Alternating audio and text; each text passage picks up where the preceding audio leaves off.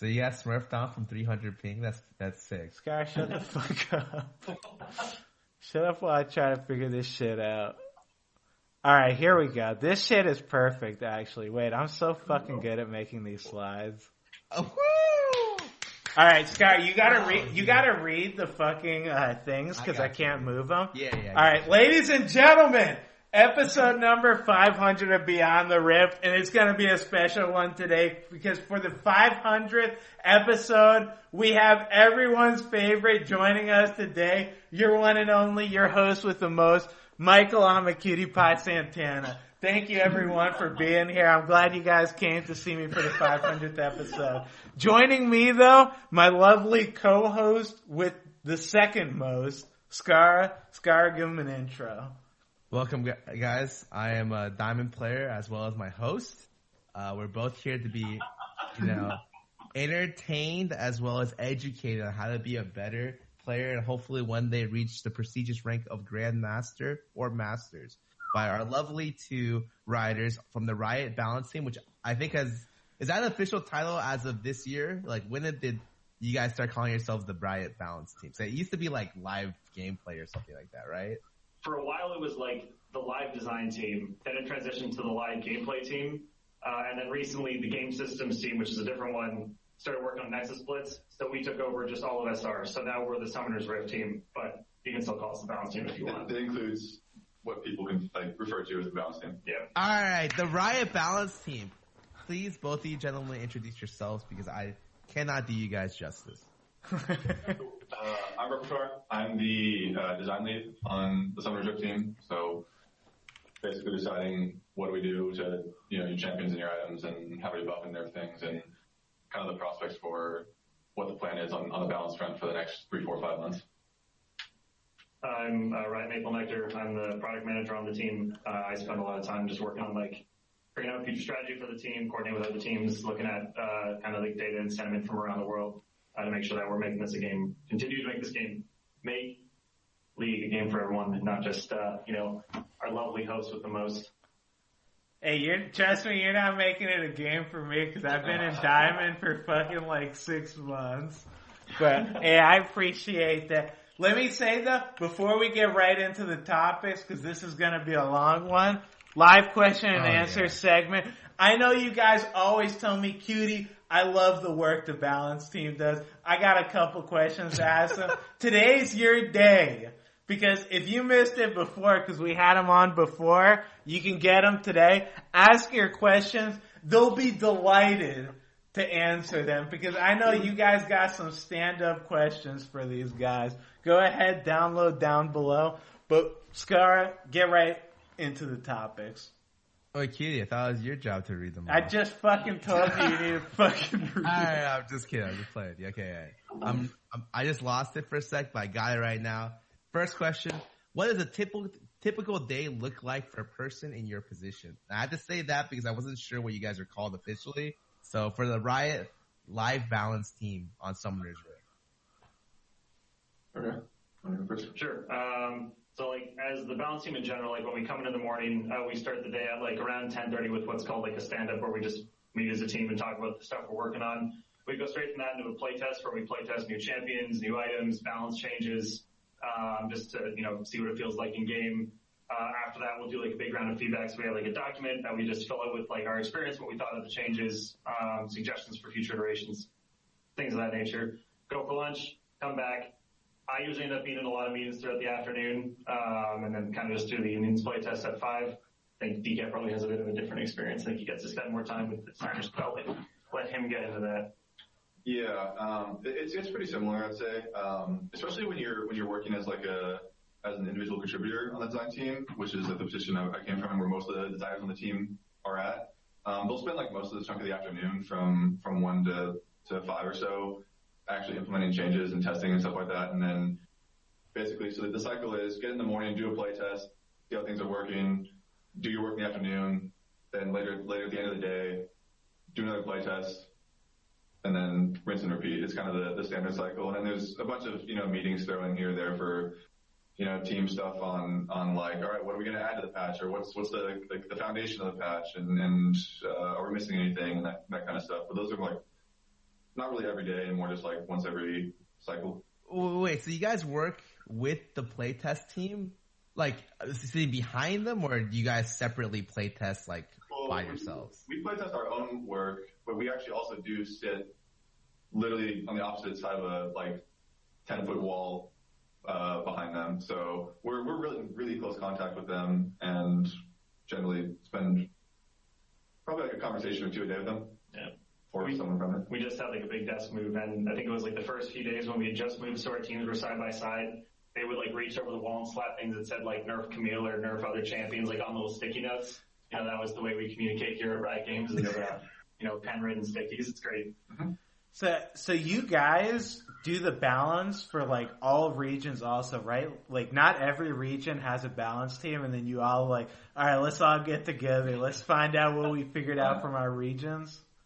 No, it's our team. It's a team of 12 or so people, 7 or so designers, and that's how the balance for the patches is made. Yeah, our team's like decap, 6 designers, 3 QA, 2 engineers, and then our insights guy, and then myself and another producer. Yep. So I'm gonna ask you a hard question here, but a lot of people, they're like, Riot design or Riot balance team dog shit. You might not have ever heard this, but I actually hear it a lot in my chat. Yeah, like it's surprising actually how much I hear it. But like, do you ever feel like having just 12 people is enough? Do you feel like you need more, or do you feel like League's such a complex game that it doesn't really matter how many people you could have? Like 30 fucking Einsteins working on League, and it's not going to make a difference. Well, there's definitely more than this many people working on League, right? But for the patches themselves, like, yeah, there are times where it'd be nice to have more people because, especially for like looking out like into the future, I guess you can plan more like long-term work and stuff like that. But I think the nature also of League is that we're really focused on the next 2 weeks or the next 4 weeks, because that's like what players have come to expect of the game, is it's going to change a little bit here. And actually, we have like found over time that the game can only handle so much change at regular intervals, and so yeah, we could do more with a few more people, but you can't just like add people forever and then the patches would just get enormous and the game would look entirely different, and it'd be probably weird if we had too many people. Yeah, like I think we felt like a little bit probably understaffed like after mid-season when we kind of took over just like Summoner's Rift development. We also took over then preseason development, so our team of like 6 individual designers was then working on both preseason and then like regular patches. So we were kind of stretched a little bit thin for a few months there, which is also why you would have seen like patches over the past few months. So I've seen some players express like a little bit of frustration that like, there wasn't like, a hell of a lot of change going on. Part of that's like we were a smaller team, so part of that was painful, or pain from our team because we were stretched thin. Some of that was also just deliberate because, like Decap said, we learned that there's also just like so much amount of change that the game can handle at any given time. So it was like kind of a good like stabilization period as we worked our way for the last half of the year. And of course, there's nuance that like there's like certain types of change to the game that are like we could almost always do, and it would be allowable. Like, this champion's busted, please change it, right? Like people usually don't. The game doesn't feel entirely different when a champion gets buffed or nerfed, but when an item system gets overhauled or the entire rune tree gets changed or something like that, that can feel different. And we did the preseason coming up to, which is another reason that we sort of were light on changes in the patch coming up to it, was not just that we didn't want to change the game and then change it again, but also that we were allocating time to doing that change. Yeah, like all like the turret plating, minion bounty stuff, turret like minion tankiness, pushing late game, rune stats, just locking all that stuff down. So you say that like you can't make that many changes. So you feel like, because a lot of people they'll ask, why doesn't Riot just change all 140 fucking champions every patch? Why don't they just buff all the weak champions, which are like fucking 70 champions? You guys don't feel like, because I know from my perspective, if you just start fucking changing everything in the game, it's just gonna turn into a shit fest of like, well, fuck, I guess this guy's OP now, and now this shit's happening. Like, yeah. Oh, you can go. Oh, you can go. I was gonna say, we definitely heard like the memes and stuff last year, like, the preseason lasted the entire year, so, I do think we want to, be smart about choosing change and stuff like that, and not just being like, oh, this guy could use something, so let's do it. And then, cause that's like extensible to basically every champion in the game. Every champion could probably be better than they are now. So it's like, and then every like player that loves a certain champion probably wants us to make that change for that champion. And so we kind of have to pick and choose like when we're, you know, like a certain amount of champions per patch or a certain number of things per patch. Yeah, which can feel pretty bad because like when we're talking about champions, we want to work on a given patch. It's like there's always a line, like we only have so much time and there's only like so many champions we can really fit in. And especially when it's like one of those champions that's like right below that line that we don't get in. And then players will be like, well, what about my champions? Like they were literally right there, just not this patch. And sometimes it can feel like that goes on for a while because like League is an ever evolving game. So what maybe feel weak or feel too strong this patch, and like a patch that may be different and may be superseded by other things that we need to address. So it can be like my champion is just weakened for forever, but it's just, a matter of us being realistic with time and what we can and should change. And also the other consideration is that sort of like most players have their own unique like view or lens on like which champions are balanced or not, or basically just champion balance generally, right? And so we have to do our best to like consider like I guess the broad playing field and make more I guess objective determinations like, hey, is this champion useful for like anyone, right? Because if the answer is like, hey, this is like this champion's like an actual bad champion at all skill ranges and in pro play and whatever, then yeah, that champion's probably just horrible, right? But there are also champions that are just like, you know, crap at masters and stuff, but you know, they're perfectly playable at other ranges, and so it can be harder to like also like just be like, oh, we're just gonna buff them because what's that gonna do to where they're already functioning, you know? Yeah, it's like if we wanted to get Garen into pro play, it's like you'd have to do some pretty nutty things in bronze and silver. Wait. So then a lot of people always ask the question, like, who does Riot balance for? And I know people have had accusations where, like, we balance for the pro players, or we balance for the casual players. And you'll have patch notes where you're literally saying in the patch notes, this is the patch before Worlds, or balancing for pro play. Yeah. But aside from those specific patches, like, what do you guys balance around? Do you guys balance around, like, would you say it's like, you know, 70% casual players, or like 70% pro play, like, or is like 70% personal preference? I just really like, you know, a Kali, and you know, I just never went in there for. Is that ever like a thing in your mind? Yeah, this is actually timely. We came out of a meeting about this today. One of the things we're talking about is basically that whatever our balance strategy is going to be, it needs to be like more transparent and like understandable to like players when they read the patch notes. Like, what the hell is going on here, right? Riot in the past, our team included, this version of the balance team, it has basically been unwilling to say, oh, we're choosing this specific group of players and going for them, right? Because that just sacrifices so much, and leagues like played and loved by just a ton of players worldwide. So, but what we want to do then, as like an in between doing that and trying to make everyone happy, is kind of choosing like our most like representative bands of players and like the qualities, or that have different qualities but that are significant in sample size, and trying to like focus on making the game experience good for them. And so what we're on the path to deciding right now, like where we're currently at, is we're saying, hey, we're gonna consider four main things when we're balancing the game this year. The first of those is like the pro play experience. So that goes to like, yeah, what are they playing and stuff like that. And then, but it also includes like what are people watching, right? So like if the strategy is just boring to watch. The next one is like extreme skill play in solo queue, which you guys would fall into. And we want to consider things there like we kind of have to like look beyond win rate there to determine what is balanced and what is not. Because the sample size actually on that level of play is so small. So we have to consider things like, hey, what are those players telling us, and like what are their pick rates indicating, and like what are the mastery champions at like super high end tier. And then we're also like choosing for, we're calling it skill play. It's like, which is around 1,800 MMR down to 1,500 MMR, which is like, these players have mostly figured out like the basics of the game, and they're getting competitive, and they're sensitive to balance changes. But they're not at like the peak of sensitivity where like the Masters Plus players are. And then there's like the very like normal play where it's just like, these places are heroes where most players are, and we want to account for like extreme balance outliers there. So like if there's a 60+% champions running around Master Yi of the move style or whatever, and just murdering them, that's like when we would consider, hey, we have to make balance changes on account of like specifically balance changes on account of the sort of 1500 to 1200 MMR experience. Okay.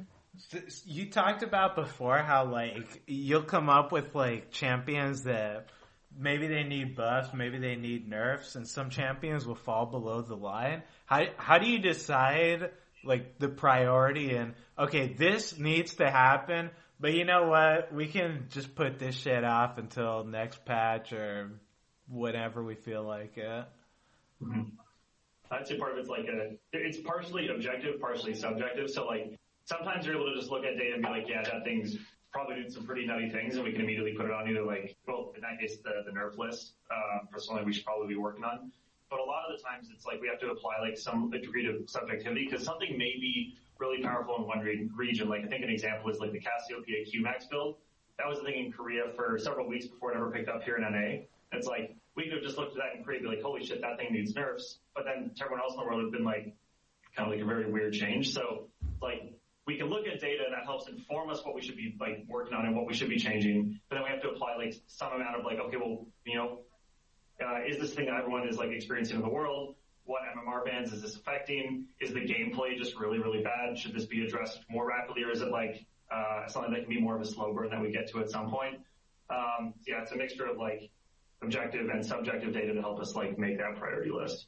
Yeah, the other side of that is that we want to do checks on like the highest level problems in the game first, right? And so it shouldn't make a lot of sense to go buffing and nerfing a lot of champions if they're all abusing the same rune or the same item or whatever, right? Like, so I think we did a good job recently, well, not of releasing Dark Arts as it was, but of just nerfing it down to a point where it's like winning a reasonable number of games, and we can work on it from there, as opposed to overreacting to Karthus being insane with it, or Brand or whoever. Okay. Let me ask you, actually, because you bring up Karthus. I think I asked you guys this at All-Stars, but I forget what the answer was. Are you guys planning on doing anything to Karthus, or are you guys happy with how he's interacting with, I guess, bot lane right now? Yeah. So that's like a sort of a two-sided question. Like the first one's about Karthus, I think, in the game. The second one is about, I guess AD carries, right? Yeah, I mean, because I don't really... Because I've said, I think ADs are okay. I think they're garbage in fucking solo queue. I think Karthus is a garbage fucking champion. I think, like, I don't think Karthus is any good. He just thrives in a free lane, and bot lane's a free lane for him. So I'm just curious what your guys' perspective of the champion is. Our approach to Karthus right now is let some of the preseason stuff settle. Let Dark Harvest like sort of run its course and make sure that's balanced. And if we get into the new season and like everyone's just like Karthus is insane, or his win rate is just soars or something like that, we'll probably have to do something about Karthus. But the preseason's like an especially like dangerous time to go and change a ton of champions. Like in the preseason, there's fewer people playing to win. People are playing their favorite champions even if they're not very good at them. Most of those champions just deal a crap load of damage and are fragile, right? And so you don't want to like really draw a ton of hasty conclusions about game state that probably isn't super representative of what it's going to be 2 months from now, even if we change nothing, because people will start playing more to win when rank comes online again, and also people will start changing their play patterns and behaviors once like pro play picks up, and that sort of behavior trickles down to normal play. What do you then gain from like preseason, other than I guess just seeing if the framework works of like, okay, we put a bunch of changes and like it's not buggy and fucking destroying the game right now? Like, but I mean, also imagine if we had like the ranked season was still on, we turned on preseason and Dark Harvest was the way it was, like entire season, right? By like that it's just broken, right? And you have to like play with it, and some guys like, it's like finding Karthus on day one and gaining 200 at like MMR at like a real skill. It's like, Yes. I don't know. It's like a good discovery, but you probably shouldn't like be rewarded like super long term for that, I guess. Okay. Oh, in that regard, like, it feels like this preseason didn't change much. So you even talked about last preseason. Hey, last season as like everyone, they thought the preseason lasted the whole season. So you guys didn't change that much going into this preseason, but it's still lasting until like, I don't even know, like middle of January, 2.5 months, 3 months. And it feels like there's not enough changes to like warrant that kind of time period. Like, sure, Dark Harvest is overtuned. You know what? You could have known, you found that out in 2 weeks. Congratulations, we're nerfing that shit. All right, it's still overtuned. 2 weeks later, we're nerfing it again, you know? And now we're at the point where like there's just not that much there in terms of new stuff. You know, there's tower plating, but there's not anything like I guess what I would assume Keely's trying to say is like, why is the preseason like a monumental amount of time? Like, why isn't it start? Maybe, you know, 2.5 months is too long, but 1 month is too short, or 2 weeks is too short. So why doesn't it start like maybe like, you know, sometime in December? Is it because, you know, that's a holiday season? You can't do that because it like interrupts like, you know, the kind of general outline there. Like what's kind of the thought process behind this? Yeah, I think it was 2 years ago now when we turned on ranked a lot sooner. We made like the preseason window a lot shorter. And I think that was actually met with like a fair amount of, like kind of negative sentiment or something, a little bit of backlash, because it just like that kind of break at the end of the year. It's like, you just went through your long season grind. You just watched Worlds. Now it's just kind of like time to like just kind of chill and play League and have fun.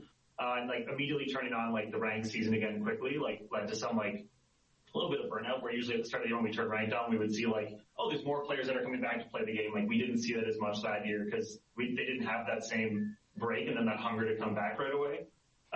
I think this year's preseason as well is going to be a bit of an anomaly. Because when we took over, like working on preseason this year, we didn't really like grow the size of our team. We still have the same number of designers. We didn't have like this big plan, for what we wanted to make. And instead, like after the kind of like the bit of like the roller coaster of the first half of the year, we wanted to take this preseason as like, all right, let's just kind of like stabilize the foundation for the game, set ourselves up for a good year next year, and then let's start planning for next year's preseason, which we're currently planning on making it like more like preseasons past, where there's like more to get excited about and less of the, you know, feels more like just kind of in some ways like balance changes. Yeah, I mean, it's understandable that for like a low disruption preseason, it will feel like it's lasting too long for like the hyper engaged player. Like that's not very surprising, but I think we did make the right call, and like with our approach to the preseason this year of just being like, hey, let's like fix something or improve something rather than like just shake things up and then go from there. Like if every preseason was to be like just to like sort of like, you know, fix a problem or something like that rather than introduce a big new explosive thing, then yeah, this is probably too long, but I think this will be the exception and not the rule. Yeah. Oh, okay. I just, one more question then for this topic and we can move on. This is going to be a 4-hour show. Dude. No. I'm like curious now because I always wondered to myself, you talked about like, because we're hyper engaged players or whatever, so like this preseason feels bad for us. Do you know like how different are we than like your average player? Because I play League for 10 hours a day. Obviously 10 hours is like that's not fucking normal at all. But do people play for like, what's the average amount of time that a player plays for? Can you say that, or do you know it, or?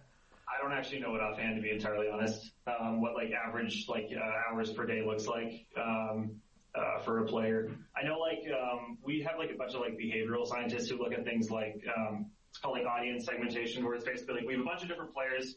You've got people that are casual, you have people that like, you know, are ranked tryhards, which would be like you guys, myself. You've got people that are like burnouts, you've got veterans, and like all those people have different like behaviors and perceptions about League. Sorry, different tastes. Yeah, different tastes. It's like you play League for very different reasons. And like we can tell that like ranked tryhards, for example, like they have some very different beliefs than people in like any of like the groups of them. So you may care a lot more about one thing. Like you may be super sensitive to rate of change because it's like when you're trying to climb at the end of the year, if we change a lot, you're like, well, I'm just trying to get to master, and now you just like fuck the game up for me. Whereas for, you know, someone who's just like a veteran who's just like a, you know, fun player, they may not care as much because to them it's like they're just playing with their friends and enjoying the game. So I don't know like specifically for people that play as much League as you, what are the tastes and preferences, but we do look at people like, hey, I primarily engage with League through ranks, and then people that engage with it primarily through normals and ARAM and all that other fun stuff. Do you answer your question? I was just curious then, do you know who like the biggest group is amongst those people or no? Cause I'm just curious if League has a big casual base, cause like I define casual as like someone that plays like a video game for like an hour. I don't know if like that's something that works in League or not, but I don't know if you guys would know that or not. Yeah, I think it's around, I'm probably going to quote this incorrectly. It's around half of our players are ranked, and then there's a portion, like I think it's only like 20 or 30% that are like normals, blind pick, then there's Twisted Tree Line, then there's ARAM. But the majority of people are Summoner's Rift, and then there's a really good chunk. It also varies by region, actually. Some regions like Korea, their percentage of like ranked players is a lot higher than some other regions because they're just very competitive by nature, like their culture. So it's genetically better. I get it. Okay. Mechanically gifted. But I don't think we actually know like the average amount of time that those players are playing or anything like that. Yeah, we don't know. Off the top of our heads. Yeah, sorry. we have dashboards and things that tell us that, but It's out there, I'm sure, but we don't have it offhand. Yeah. Do you, I guess before I move on, just one more thing. Do you consider a casual player someone that plays Twisted Tree Line? I'm just curious because I don't know. I don't think I've ever met someone that's like, damn, dude, I love Twisted Tree Line. Let me fucking queue up for 10 hours. They definitely exist. Yeah. No, we don't say the definition of casual is if you play Twisted Tree Line. Yeah, certainly some number of them are. There are also people that really care about it, but it's definitely a small percentage of players that play the most. Yeah, so it's like, I think Nexus Blitz is like a mode that's just by nature going to appeal to people that look at League a little bit more casually because it's like you've got a game with somewhat random modes that can instantly like turn the tide of a game that doesn't feel super competitive but is like super fucking fun. And it's like that is a mode that kind of speaks to like what that potential audience or like segment we were talking about before, what they would want to be playing, as opposed to an SR, whether it's because they don't like keeping up with the meta, whether the stress of ranked is too much, all kinds of like various kind of like tastes. So yeah, I think like Blind Pick and Nexus Blitz and ARAM are probably like good representations of people that prefer to play League more casually than try hard. Alright, Scar, let's go to the next topic. Holy shit. Okay, finally, this is the one you want to talk about, dude. Alright, the question is pretty long. I'm just going to paraphrase it. AD carries suck right now. How do we fix this? Alright, nice question. Alright, that is not a loaded question. Cool. We're going to try to do some screen sharing stuff here. Oh, holy shit. Okay. Before we share, actually, what actually makes you so confident that AD carries suck right now? No, I don't know. But like, I feel like the Western perception is that AD carries suck. And I think I agree with QD, and I think AD carries and competitive player are really fun to play. For my personal experience, when I play the game, like let's say any role, I'm making probably, when I play mid lane, I'm making probably about 3 to 5 big mistakes a game. Okay? Like big mistakes. Mistakes that could lose me the game. Sure. And it feels like, I can do that reasonably at like the Diamond Master level, right? And be okay. Like that's the average that the people I'm playing against do as well. But when I play the AD carry role, it feels like if I make a mistake, I lose the game a lot of times. They're not only the most mechanically demanding role, they're also the role that requires the least mistakes. And it feels like you get punished for that. Well, yeah, how different is that from times past? That's like actually what's materially different here, like, right, is they feel horrible. They haven't always felt horrible. So what's the cause, I guess, is what we want to know. Patch 8.11. What do you think the cause is? Okay, Keaton, you want to take this away? I mean, I think the cause is the trade. I mean, before there was a trade-off where it was like, okay, well, if you make a mistake, you die instantly. But if you dodge everything, you just insta-kill everyone on the enemy team. I mean, now I don't really insta-kill people. If they have a bunch of fucking, like, tanks on their team, it's like, nice, I got my Infinity Edge. We probably fucking lost because this item's fucking... Neither of you guys worked on it, right? Correct. This item's fucking trash.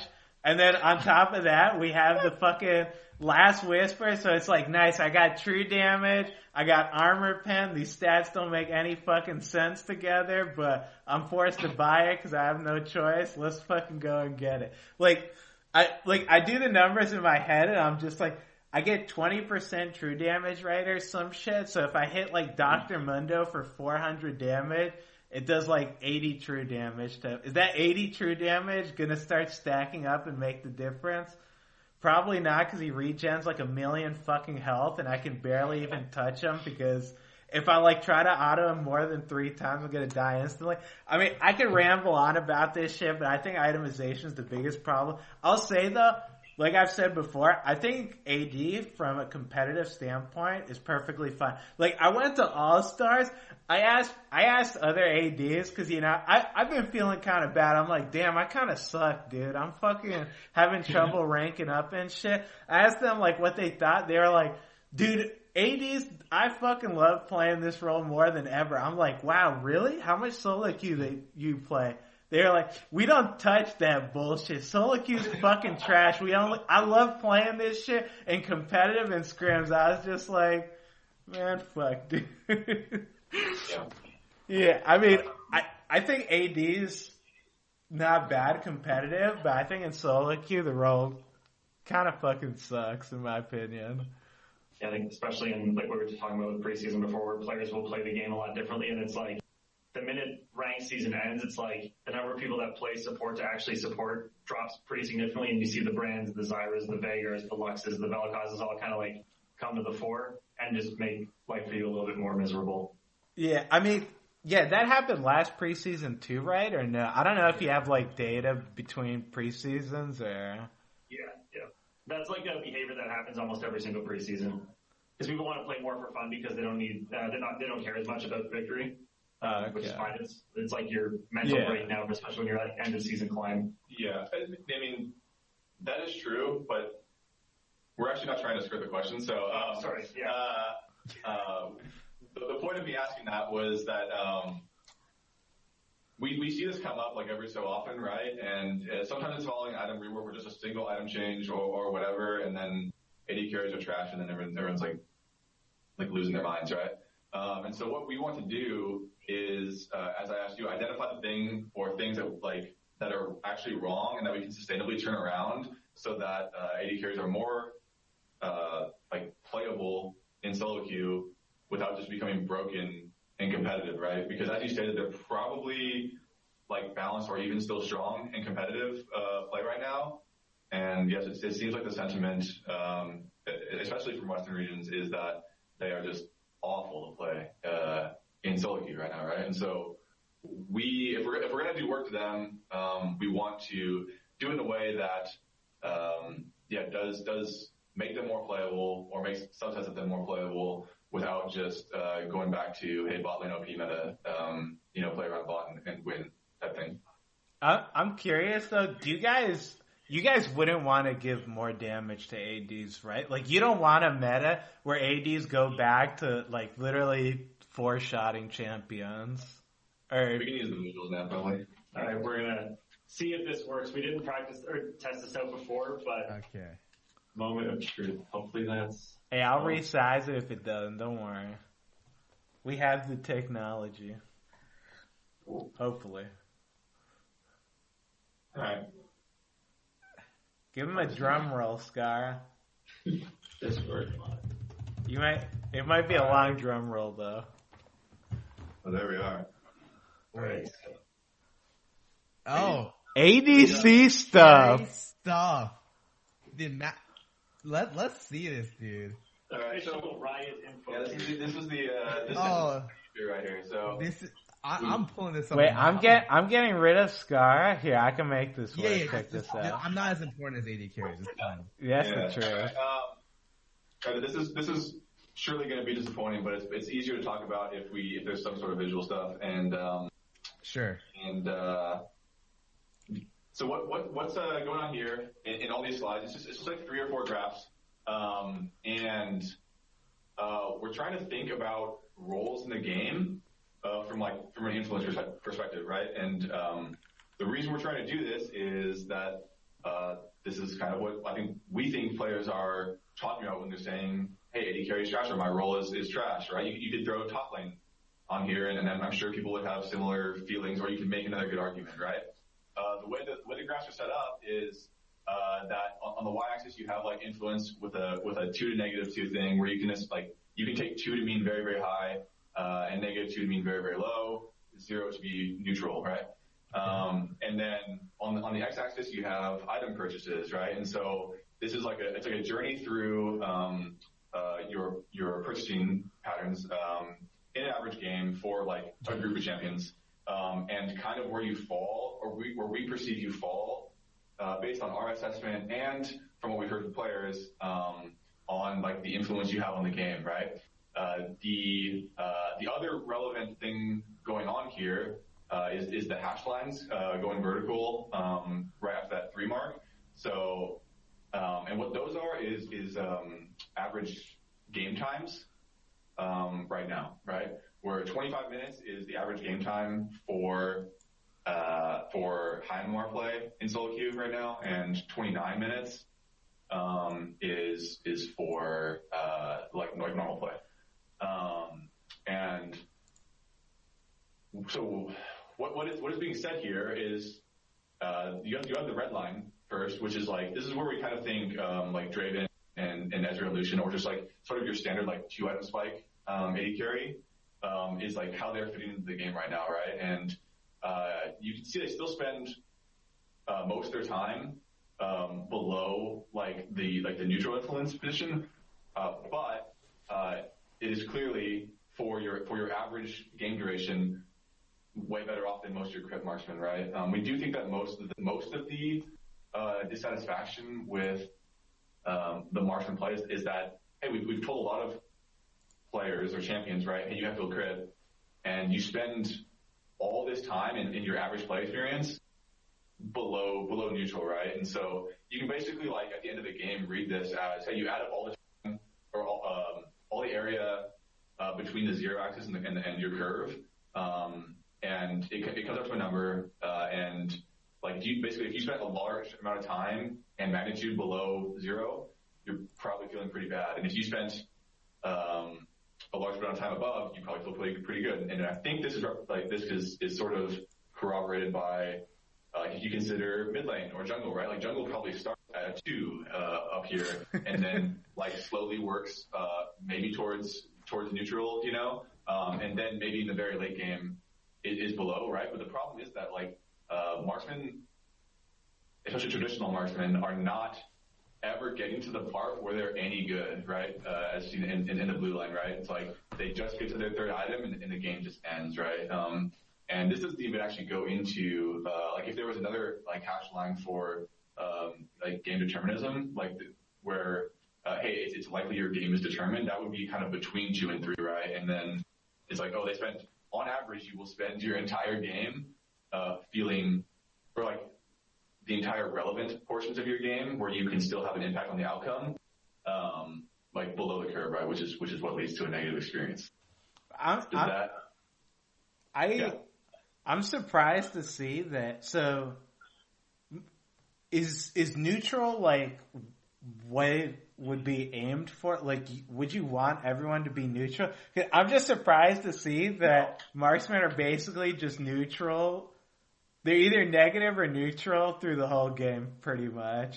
I mean, hey, whoa. Past 29 minutes, you guys pop off, right? Yeah, past. No, so it's not ideal for everyone to just be neutral all the time. I think there's an argument to be made for, like, you are neutral, once you've, like, added up all the time and magnitude you spent above and below, right? But this here is not a representation of necessarily what we think ought to be, but instead what we think is how players are feeling about it, right? Yeah. And it sort of also goes to then show the playable AD carries, the ones that are on 2 item spikes, they feel less bad, right? And in fact, when you get to your 2nd item, you're competitive with the game, right? And so that's why people like will probably think that Draven and Ezreal and Lucian types are playable or good even, right? Yeah, I'm just surprised to see that like Draven, Ezreal, Lucian's considered neutral at 2 items. Like those champions are fucking gross. And I play those champions, so I can say they're fucking gross when they get 2 items. So the thing though that we're also trying to be careful is actually not like overstating that, because also like Aurelia has 2 items at these times, and she's also very gross, right? And so is she still stronger than you? If she is, then you're probably not a 2 because she is or might be, right? And then there's also like whatever other mage is coming down to murder you or fed Xin or Camille or whatever, right? They're probably still higher, right? And so there is sort of a principle that at any given time the sum of all the influence points on any point in the x-axis probably should be about 0, right? And so yeah, like Lucian, those guys may be very powerful at 2 items, but are they the most powerful things? Like the most, and it's actually important to not conflate power for influence, right? Because influence is what this is trying to talk about here. Are they the most influential things in the game? And the answer is still probably like they are influential. Like 0 is still influential. It's just they're not driving the game still at that point. On average in like a neutral game. Well, I'm curious to see. Do you guys have graphs of these for other roles, or is it just? No, this is actually Matt, who you guys met this weekend in Vegas, and I sort of came up with the idea of visualizing influence this way, because the other thing is like influence is obviously not like a measure we can track in absolute, right? It's like based on perception of like how we perceive the game, how players are telling us they perceive the game, and stuff like that. So we're trying to draw a map to how we think players feel, also based on like the items in the game, the champions they can play and stuff like that in their position, and then map that to what we think is sort of a story of their player experience, right? And so we have this one here, and then this is the current state, right? And then we go to like what we think the past state looked like, so this one is like you still have the blue line, which is the marksmen that are in the modern game, right? Then you also have the red line, which is what we think the old curve kind of looked like with the old i.e. like double zeal path, and in this model, they spend a lot more time on the curve, and they also become the most influential on 4th item, right? Yeah, that looks about right. Yeah, that sounds about right, definitely. That looks about right. I got smacked a lot by this is like we're talking about like Ardent meta, and other metas past where ADs were just gods. Yeah, this is about right. Right. This is it's also like important to like think like these are generalizations for item paths. And so your champion or any individual champion probably falls off of this particular line, though they will gravitate like around it, right? And the other thing to note here on the is that the hash line, if you go from the last one to this one with the current game time ends, the game has just gotten shorter, right? Yep.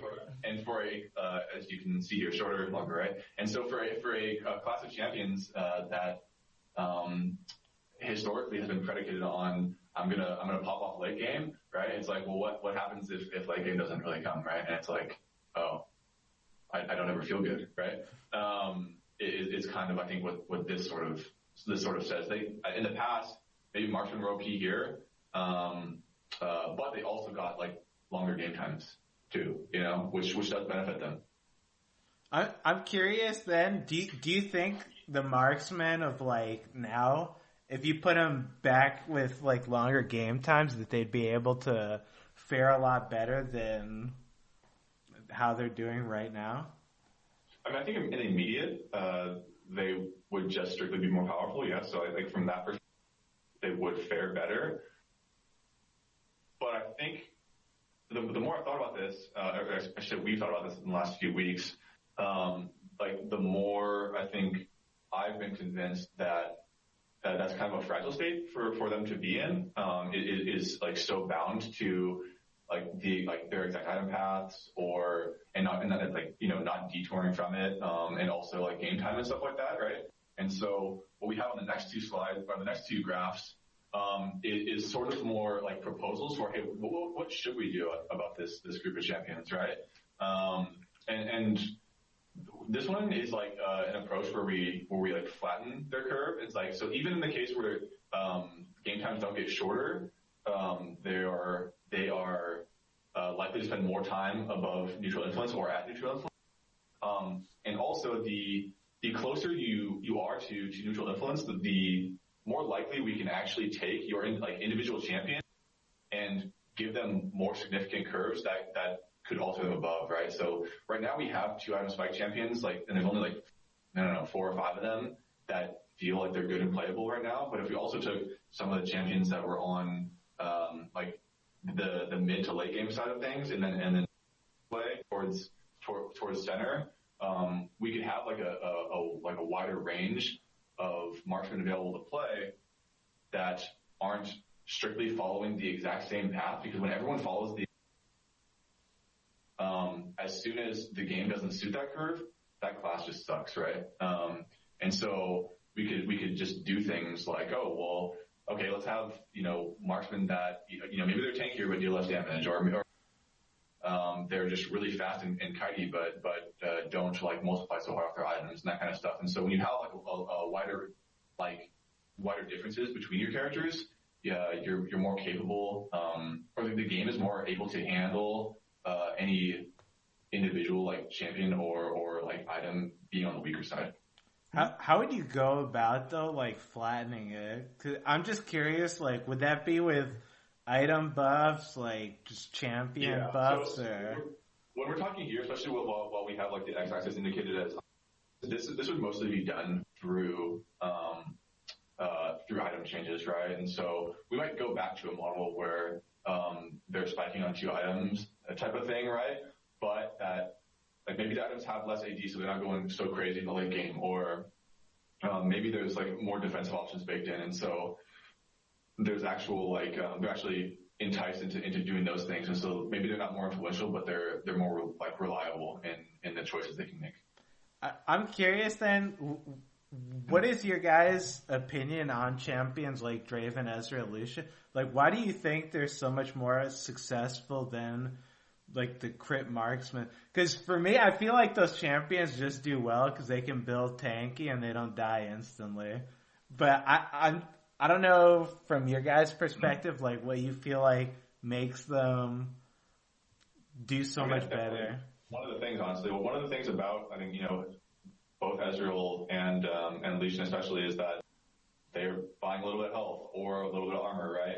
And we do think that does go a long way. And so, we've been considering, okay, so what if we were to more broadly apply defense to marksmen in a way that is still appealing to them?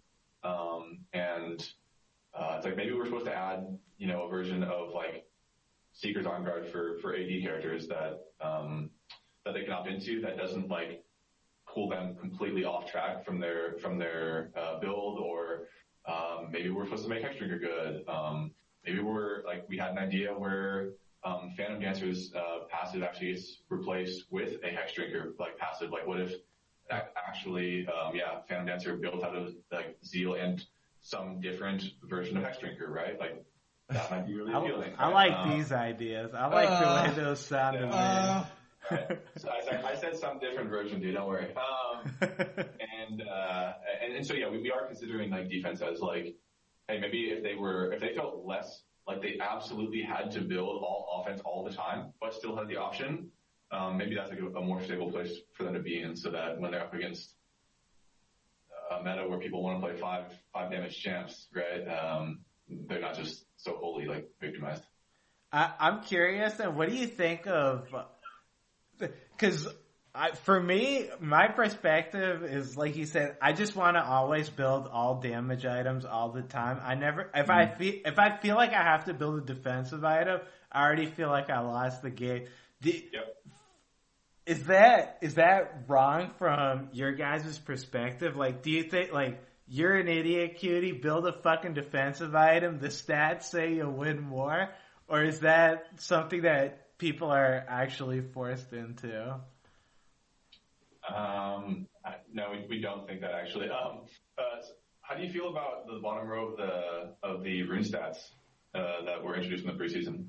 I mean, they help, but right, they help a little bit, right?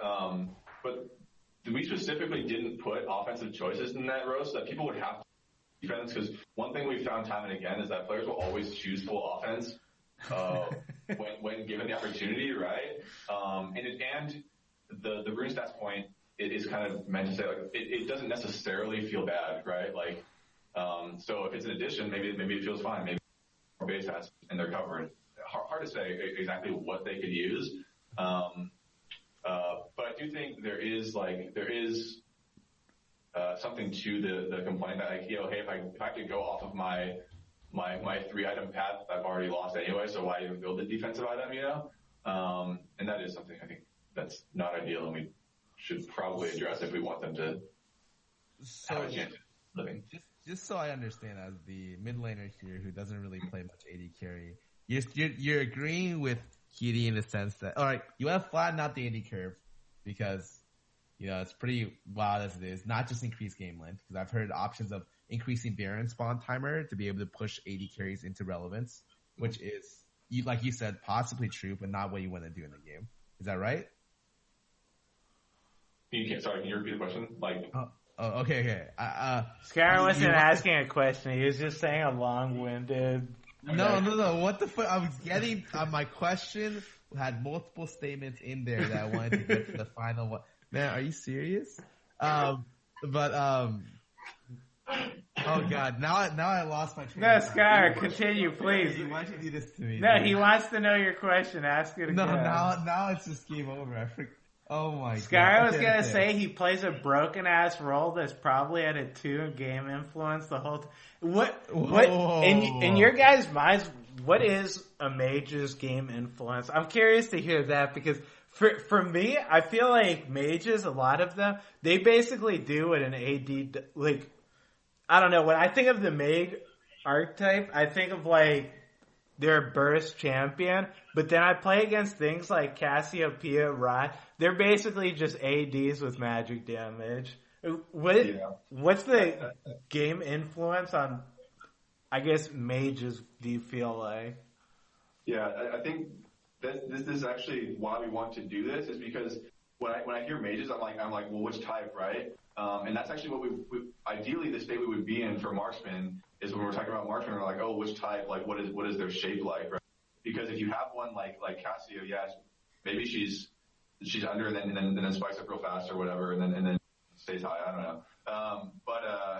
But the point is, like, they do have different properties, I think, that give them different curves, and so mages are less brittle to just like falling out of meta entirely, unless like magic damage sucks or something, Okay. So I got it. I remember a little bit of it. Okay. My question is it correct for me to say that after all of what you talked about, that you do not want to try to find ways to increase the game time of the game, but rather want to find, you feel like the problem is itemization. And you feel like maybe if itemization allowed more defensive options naturally, that AD carries would become less, or I would say more balanced. Yeah, it's actually a bit of both, right? And so what we want is for the item system to set players up and to set players and champions up to be resilient to changes in game time, so that there's still good choices to make in a game state where like the meta is like average game duration doesn't favor you or doesn't favor what you used to do. You still have other options, right? But I'll let actually Richard talk about game length and stuff. Unless we need to finish anything on Marksman first before we move on. It's fine. Yeah. Cool. Great. Wait. Oh shit! You have another slide? Oh, we got slides for days. I'm just not going to be on the screen for the entire. Okay, I got it. All right, is this stocks? What are we trading? Yeah. Cool. All right. So we just pulled this up preemptively because like game. Question number 3, I think, was like what do you think about game pacing? Correct. Yes. Cool. All right. Yeah. So like game pacing's like, I think usually considered like three things. One of them is just how long is a game of League?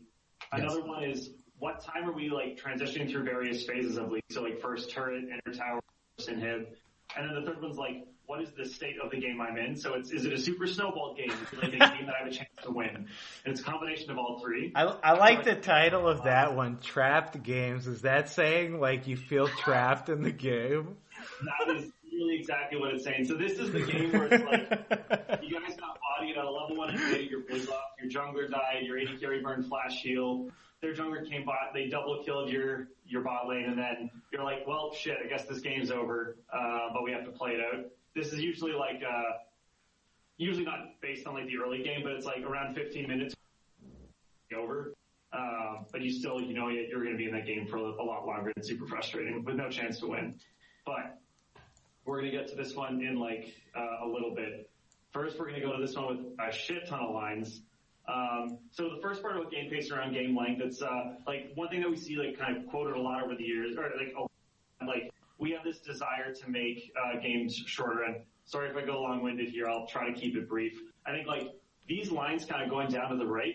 Let me just quickly describe what these are. Oh God, it just refreshed. No. Oh God. And we lost the grass, ladies and gentlemen. All right, they're coming back. AD carry is doomed. And it's Can over. you see it again, or did it actually go away? No, we can see. No, we can see it. One. Yes. Cool. All right, lines are back. All right, great. Cool. So like 90% of games, this represents like games that go long. So this is like the 90th percentile. So games that are, you know, beyond the average. And this is like you can see here at EuroMMR. So we're talking like 2100 plus. It's like back in 623. So 2 years ago, a 90th percentile game was 37 minutes. These days it's, oh God, where are we over here? It's like 33. So we're talking like around 4 minutes faster. Median, this is just like, what's the median game length? Also down to the right, and then 10%. This is the games where you're usually surrendering at 20 seconds, which is why it's a little bit flatter. But okay. Over the years, it's kind of like two factors that kind of like led these to, again, go down on the right. One, players got better at our game. It's like, as people learn how to play League of Legends, they learn how to take objectives and how to like take advantage of all their advantages in the game and like take down the Nexus. Game length gets faster. Second one, there's some truth to like, we have made some changes over the year to make games like conclude quicker or just like play out through like their natural stages faster. It's like a lot of us, maybe a lot of people like watching that they started playing. I mean, I started playing back in university, single. I would like go to class, come back, play League, had no care for like my free time, or I'd skip class and play and then no care for my free time. I didn't care about how long a game was because I'd be playing 8 or 9 a day anyway. Since then, like a lot of us have been playing for like 9, 8, 7 years. We've now got full-time jobs. We've got other things going on.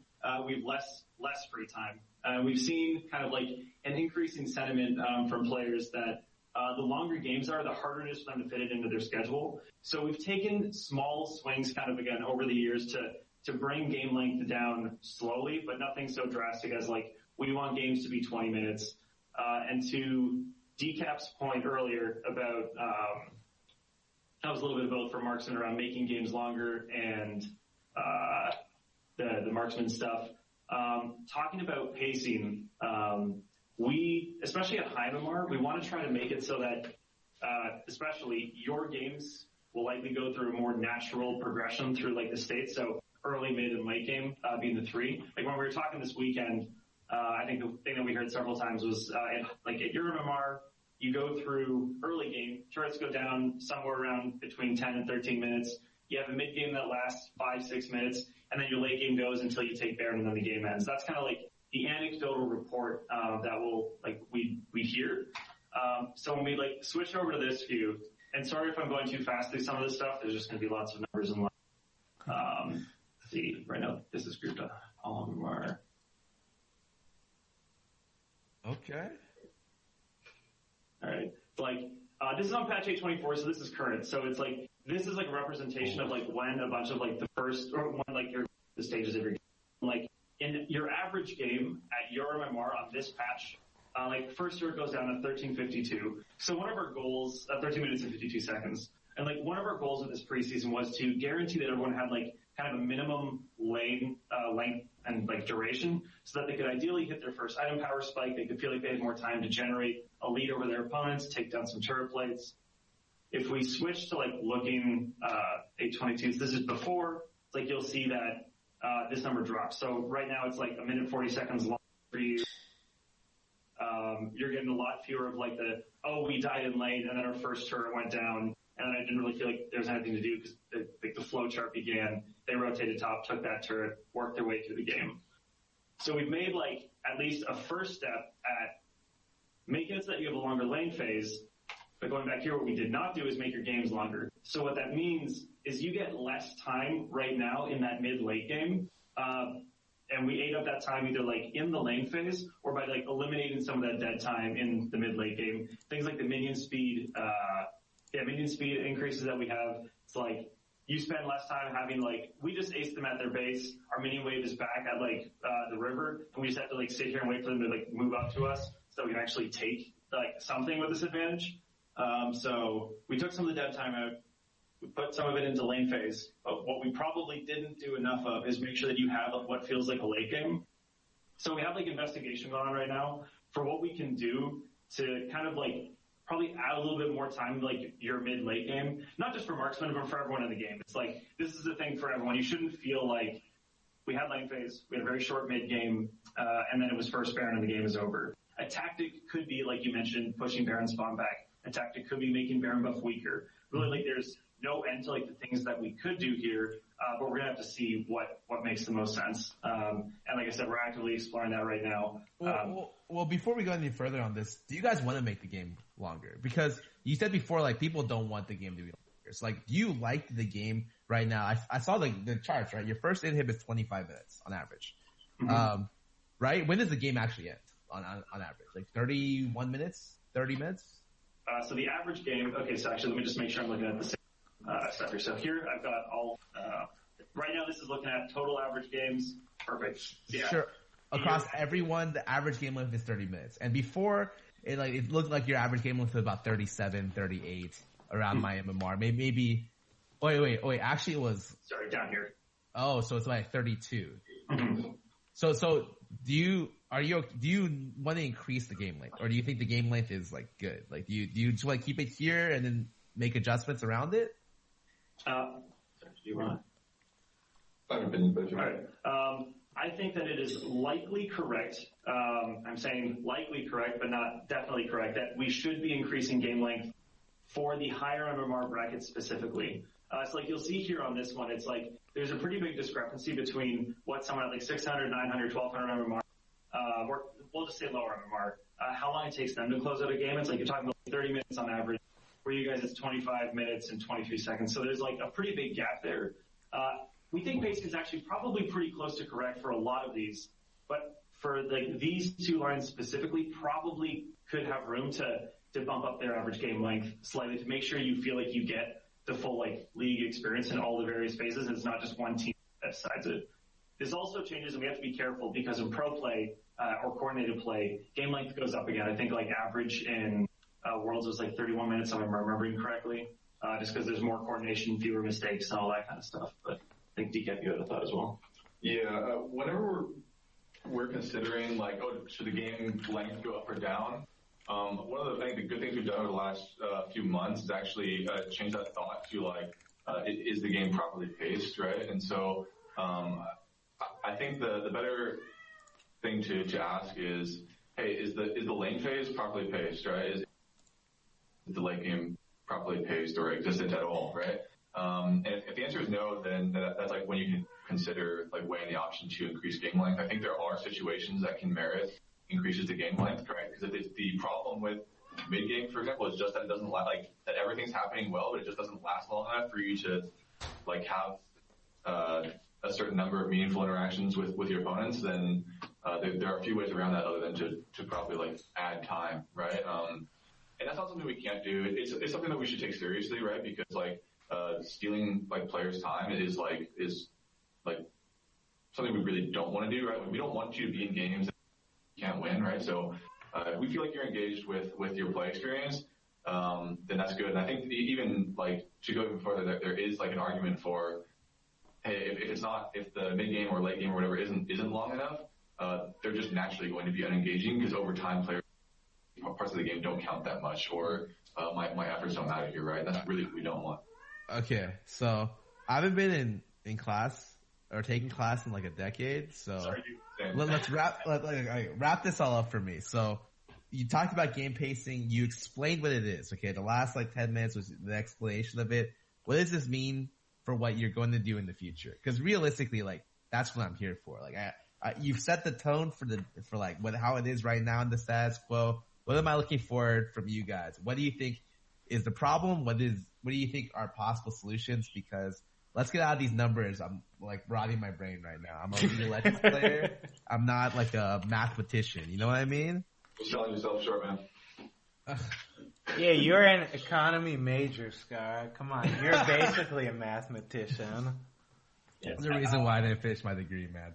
Fair enough. In terms of what you can look or what you can expect in the future, it's like we're actively exploring this right now. I can say with utmost confidence that there will be nothing in 9.1. Okay. It's like 9.2 is like a potential. We've got some time to work on that. So if investigation shows like we've got some really solid tactics, again, like you had mentioned, it's like it could be moving Baron up, could be changing the buff. It could be some minion tuning, could be like siphoning some gold out of the game. Really, like the tactics, there's a ton that we could talk about. It'll be a matter of figuring out which ones are the most like effective to pull or adjust without causing damage to other parts of the game or other players who kind of like like shorter games at like their lower MMR or like normal games, etc. Is there anything off the? Sorry. I was gonna say, is there any like tactic off the top of your head that you've looked at and been like, "Wow, this is the direction that we'd like to go in," or is it still just figuring it out? I think I've anchored myself in. We probably have some room to make Baron buff weaker. We increased its power around mid-season to make sure that. Well, I won't go to that dashboard next. I don't want to do any more brain rot, but it was. Growing sentiment that like people were increasingly being stuck in these trap games. So we buffed Baron to like help be like this is a way to end the game, or like the double Ender Dragon to make sure that game's ended. And since then, like game pacing has, as a result of preseason, like the minion pushing advantage, where the intent was help teams close out a game without Baron buff. We can probably also afford some room to make the Baron buff weaker, but caveat, I think I've anchored myself in that tactic because that's the thing that like we talked about this weekend, and there could definitely be better tactics. That's just one that I think personally makes sense. Okay. Yeah, there's a number of things we could do, and I think Baron's one of them. Other objective related things can be on the table, right? You can just slow down like gold economy to keep people from getting so strong. I think that's really dangerous. You can also just like look into structures and are turrets tanky enough? Are like inhibitors just like freaking helpless to fight against that type of stuff? Sorry, not inhibitors, but super minions. What do you got? I mean, we talked about this when we were in Vegas, but I guess just for everyone else, what's your guys' thought on like experience? Because I feel like the amount of experience you can get right now is a pretty big problem in the game, and the way leveling works, once you're over level, like as a duo lane, having to share experience, like I always tell people, whatever you can play bot lane, if you can play it in a solo lane, it's probably 20 times better because you don't get anything from bot lane. Like you go bot lane because the game's not a 4v4 and it's a 5v5, so you gotta sack yourself and accept the fact I gotta lane with some fucking idiot. Like, do you guys think there's any problems with experience or anything like that? I think there can be, right? I think one of the things that like classically was true of why Marksman went bot lane was that they scaled it just much better with gold than they did that with levels, like relative to the other members on the map, right? And as much as you hate your solo queue teammate, right? I also have top laners telling me that their experience is too counterpick dependent, right? And you guys are actually sort of a bit like safeguarded against that because there's two things in your lane to soften the blow of a really bad matchup, right? And so I think certain things down there do cut both ways, right? Like if the promise is, hey, we're gonna go bot lane, that's where we're going to get more gold. If that's not true, then that's something we should like do to like, oh, let's give them the time to farm. Let's make the lane more valuable. Let's do things like that. I think more so than like trying to turn everybody into solo laners or something like that. Like I don't think that like parity is on like a ton of axes is like actually just makes the game more shallow rather than I think more exciting, right? Like, you can take pride in being a bot lane player when your role doesn't suck. That's how you feel. And you can take pride in it because you spent a lot of time in that lane and you got good. And I think those types of things feel really good about League. And so the more, if we were to like start making, bot laners get the same experience as other lanes and stuff like that, it's a really kind of like slippery slope towards, like really flattening out the experience and kind of giving you or making, I guess, positions on the map almost like arbitrary and tirelessly. Yeah, because I mean, for me, I don't want to gain as much experience as other people because, that'd be dumb as fuck.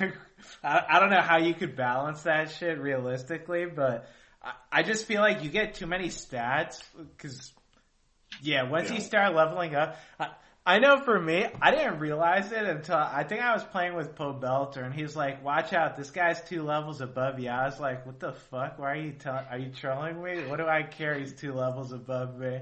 And then I like looked at it and I'm like, wait, this guy is he's just a ball of stats and he's just gonna beat the shit out of me. What the fuck? Like because from back when I played, being 2 levels above someone didn't fucking mean anything. But nowadays, it's like, don't fight them. Yeah, it is, right? But that may be a sign of the times more than anything else. I mean, the entire, like, your role kind of is to become the biggest, bestest ball of stats in the world, right? And so, I guess you do it through gold, they do it through experience. I don't know, man. I use the most of everything. Yeah, I mean, I don't know if that's... Do you guys feel like it's selfish for ADs to want to be like the biggest, baddest dude on the Rift? Because I know for my fantasy, like why I played bot lane is because I want to be the biggest, baddest dude. I want to be uncontested. When I start going ape shit, no one else can stand up against me. But that's obviously not something realistic, right? Or... I mean, it's not entirely... It's like... It depends what view you're taking on it, right? It's like, if I want to be the strongest, that's definitely not something we can give to you, right? It's like there's 5 lanes or 5 positions on the map for a reason. I think it's the way that we can actually deliver. I want to be the strongest, the biggest, the baddest, or whatever. Is like it can manifest in how you want to do that, right? Great. If I want to like be the fastest, cool. If I want to be the flashiest, that's a thing, right? It's like, so it comes down to like, can we give, like groups of champions, like ways that they feel like uniquely, like awesome, right? I think probably we don't want to like have a role that's like, this is just the absolute strongest and we would never question that, right? But instead we want to be like, this is how that group of champions or players is the strongest, and hopefully that that's like something compelling to the people that want to play that, right? Like when we get like a lot of flack for like the 8-11 patch, right? With the mages going down there and stuff like that, and I, without going too far into that whole can of worms, like the one thing that sort of Scar, you no, keep going. Like I think one of the biggest things that taught us is like, hey, we've had people playing the role down there for like 6-7 years. So when it changes like dramatically, that can be like a really crazy experience for them. And when we do that, the biggest problem with change is that it risks taking away something that they really identified with and thought was awesome, right? And so that's kind of how I think we have to think about league players, especially for, my position or role or whatever. As we go on, it's like, hey, a lot of people have been spending so much time here. They have things they love about the game. So we should understand what those things are and be able to deliver, like the best versions of that. Or at least not take away from the thing they like.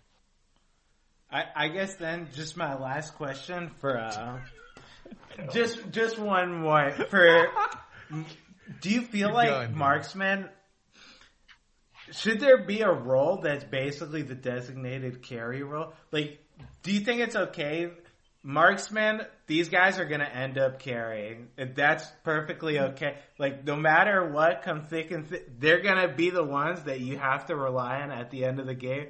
Or do you want every role to be like, okay, we can rely on Aatrox. It doesn't matter that our marksman's down. We have Aatrox here. We got Aurelia here. We got Graves in the jungle. Fucking brand support, whatever the fuck.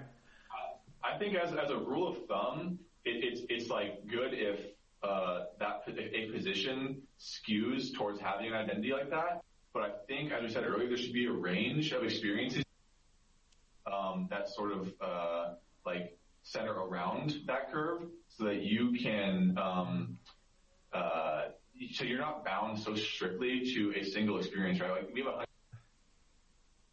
20 or so are marksmen, and so it seems silly to me to say, oh, going bot lane means you follow this exact path in a different skin of a champion, right? And we want to, I think, push the differences between champions more. So if your thing is going super late, you know what, you take the marksman that goes super late and you do that thing, right? But if you want to spike on 3 items and show off, you have good options there too, right? And it's not just about the one thing, right? It's like if they skew towards late game, cool. But it's like if they're defined as specifically late game, and like specifically the most powerful, that's just so fragile to like support that long term without players winding up in positions where they feel like, yo, you guys told me this and delivered an entirely different experience.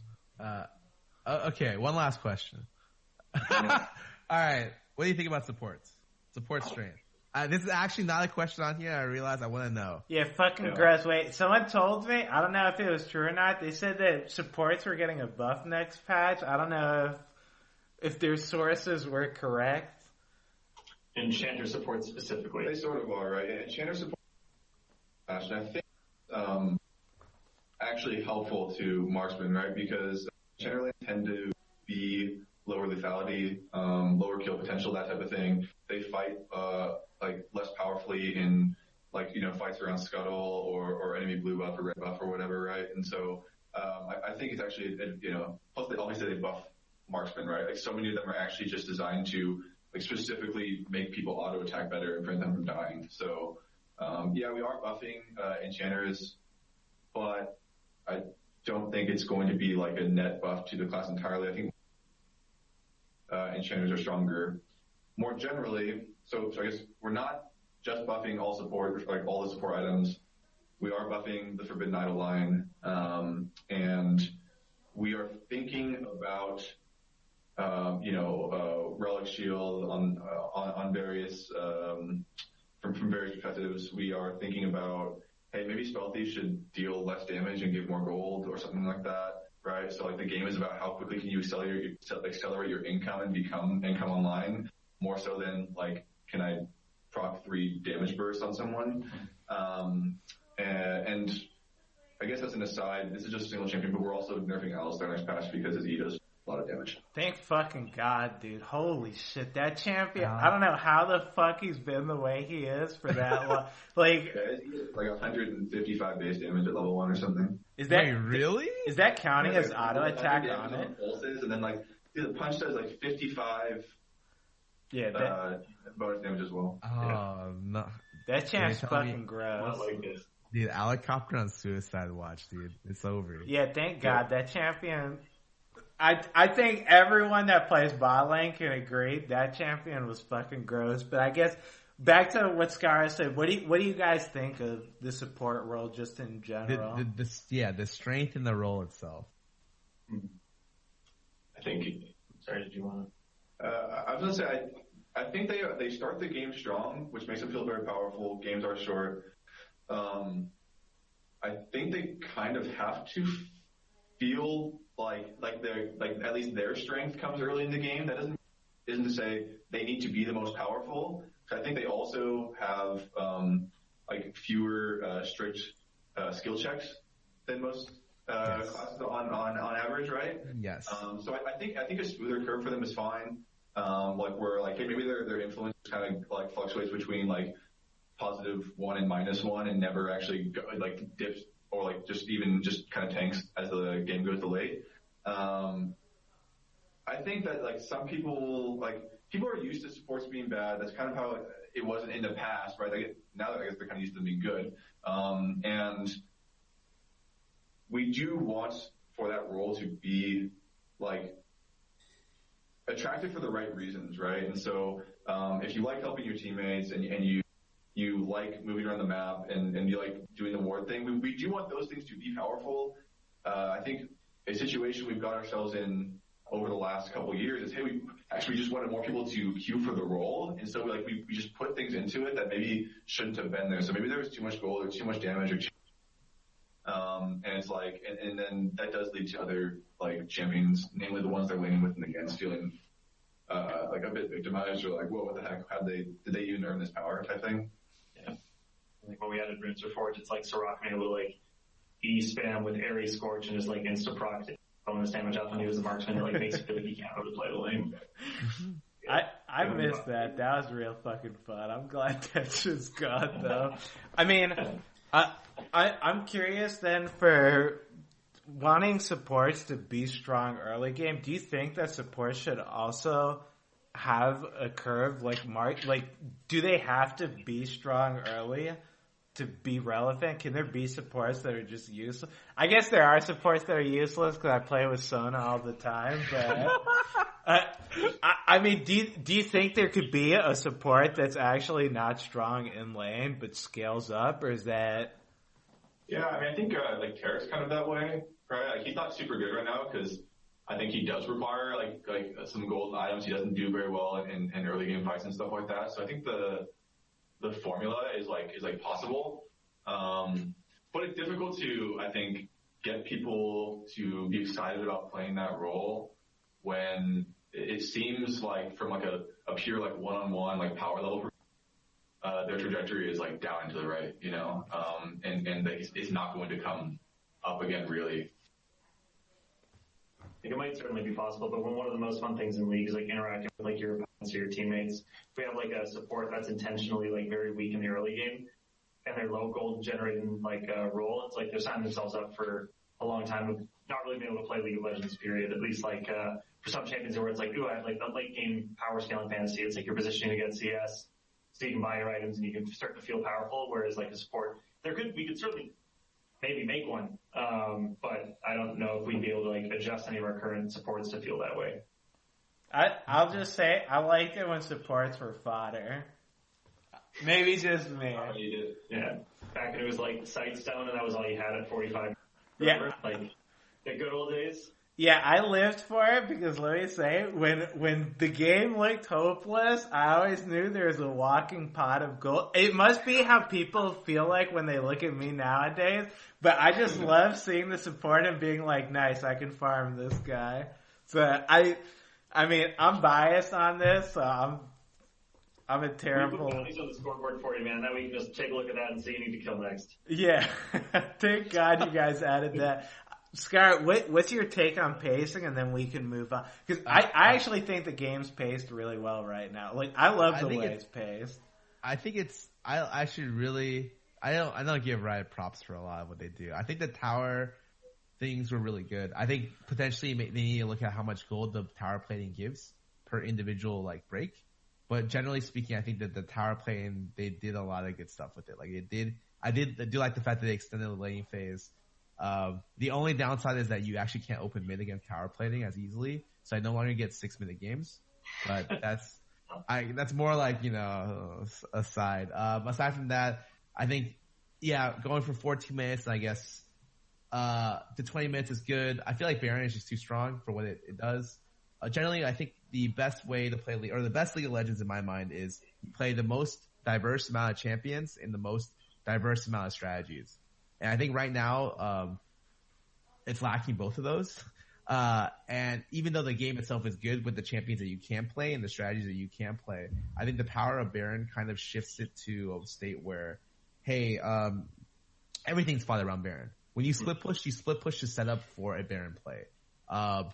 And a lot of that's because, player base has gotten better. Completely agree with that statement. But it doesn't feel like there's no such thing as a siege comp anymore, right? There's no point to make a siege comp when you should just be making a comp to make a play at Baron. So there's no such thing as a poke comp anymore. Team fight comps, every comp is a team fight comp. Your comp needs to be able to team fight. I remember talking to Doublelift about this like a year or two ago about how like the game is just eventually just going to be a team fight, a situation. If you're not a good team fighter, you're not a good player. Like, or at least that's like how I felt about the situation, that like you need to be able to team fight. And there are some situations and some games where you can't or you shouldn't because your comp isn't built to team fight, and that's okay. But it feels like in the current state of the game, it's not. So like I feel like there's a lot less versatility in terms of types of comps you can play, and a lot less versatility in certain roles about the types of champions you can play. But generally speaking, I think the game state, the pacing is in a good state. Minus, I feel like that the games feel like they're ending too quick, and that it's super focused, hyper focused on Baron. But before Baron, I feel like the game pacing is not bad. So if we change Baron, do you think like a lot of your concerns would kind of go away, or are there other? I don't. The thing is, I think that by making Baron weaker, you naturally increase the odds of having potentially different types of comps. But I don't necessarily think like the thing is that's not just Baron that's denying those types of comps. Like the introduction of Scuttle Crab and the over reliance on the importance of laning phase has caused like the meta to shift drastically toward favoring like super specific types of champions that can lane super well but also scale and be impactful really well throughout the game. And so I don't think like unless that gets removed that anything changes in terms of champion versatility. Maybe comp or maybe even comp versatility. So I don't know. You know, it's not an easy question to answer. That's why when people ask me, "Hey, what would you like to be on the balance team?" I'm like, one, they never hired me, and two, it's a thankless job. Hey, like, they'd hire you, Scar. Come on, what are you talking about? Okay, I think two, it's a thankless job. Like literally, they only shit on you if you fuck it up. And if you're doing it well, then that's the expected. You know, that's what you should be doing. Yeah, I don't think I've ever seen a Reddit post. Damn, the balance team nailed it with this patch. Awesome game I'm playing right now. Love it. That shit would never happen. At least in my, have you guys ever seen a Reddit thread where it was like, balance team did it again. Great patch, guys. As the title? Yeah, something like that. Definitely not as a title. Maybe every now and again we'll see like a highly downvoted. Wow, I think the balance team did good. I'll say I see those downvoted threads too. That shit cracks me the fuck up. I love seeing that shit. I downvote them too. Yeah, as we say, we just throw downvotes on I don't people getting it. Yeah, I think like during the Worlds meta was probably like the most positive we've ever seen the community towards like the state of the game, which was great. But then that euphoria lasted maybe 3 or 4 days, and then we were right back at it. So felt good for a little bit, though. Hey, I respect that. Yeah. The good old days of 2 months ago. Scar, let's go to the next topic. I think we covered the next topic, right, with game pacing, so... Oh, no. We're skipping that. We're going to the next topic, okay?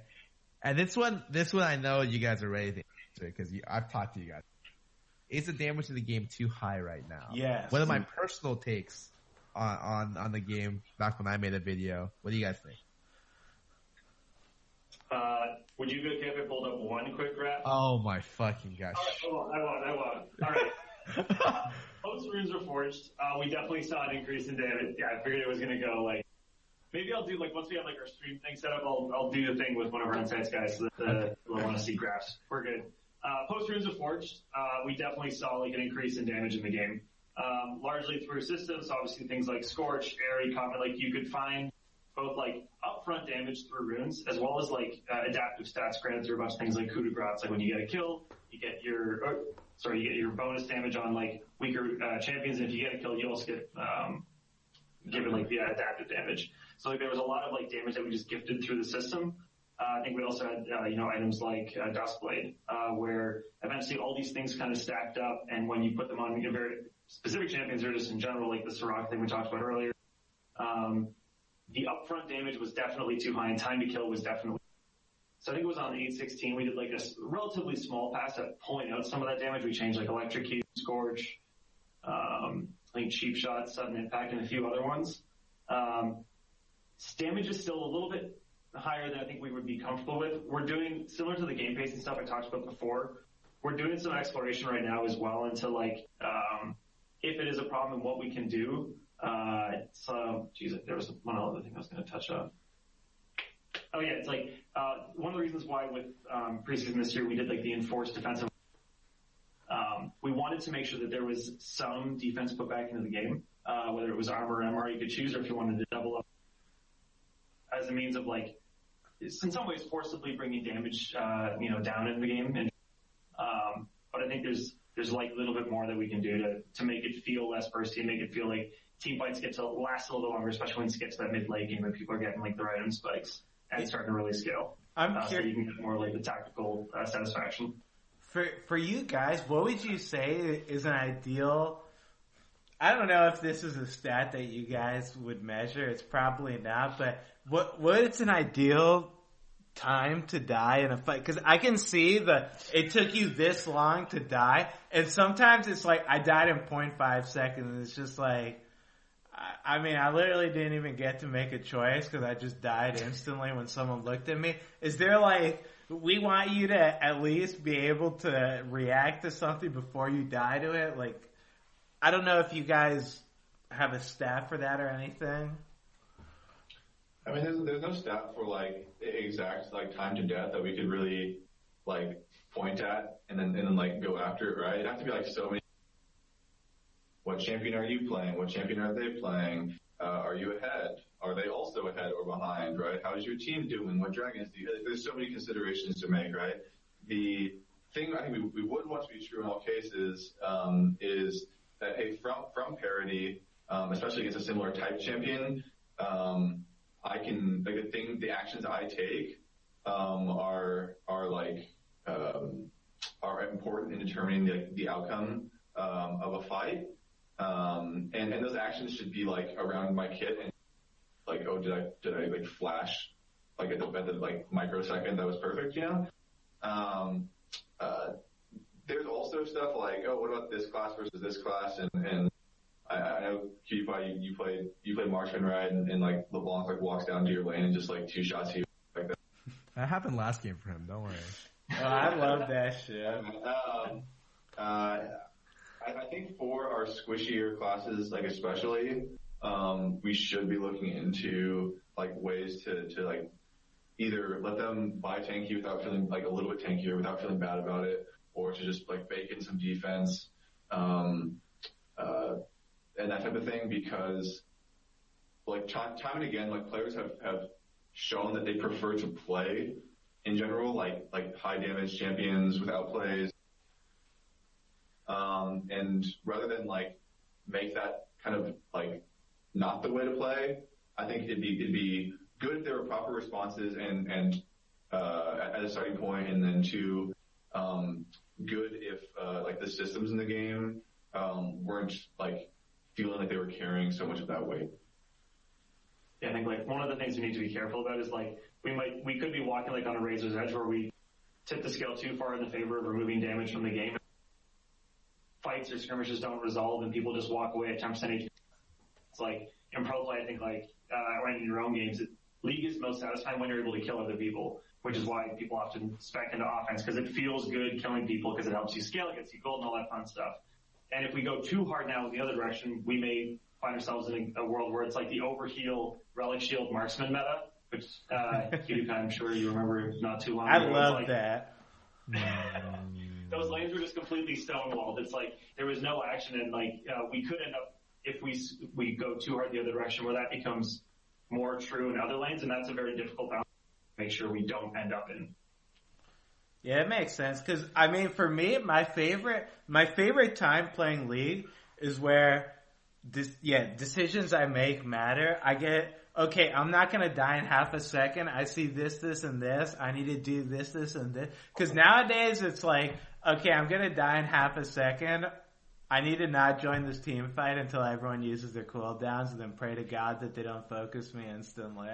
And that shit most of the time is just like, well, shit, they're not using cooldowns now. I hope to God my team wins the fight while I'm just fucking sitting in a corner watching everything happen. I mean, and then there's a Rengar.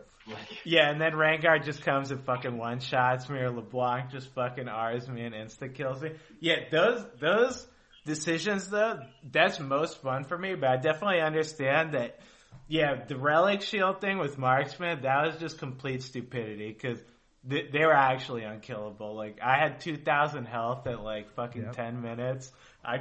No one could interact with me at all. So I definitely think, I understand why damage needs to be high. I would like it for it to be a lot lower, but you know, now that you mention, I could definitely understand why. It probably needs to be reasonable at least. I probably need to die instantly somewhat. While we're talking about this topic matter and so closely to this anyways, why don't we just throw the next question in here as well? Where we talked about, let's just talk about runes. Was runes Reforged a success for the balance? I'm really interested because, first of all, did you guys work on runes Reforged? Or was that another team and you just have to deal? Did we create the runes or do we balance them now? Did you create the runes and then you had to activate them after they were created? Or did you have like an active process?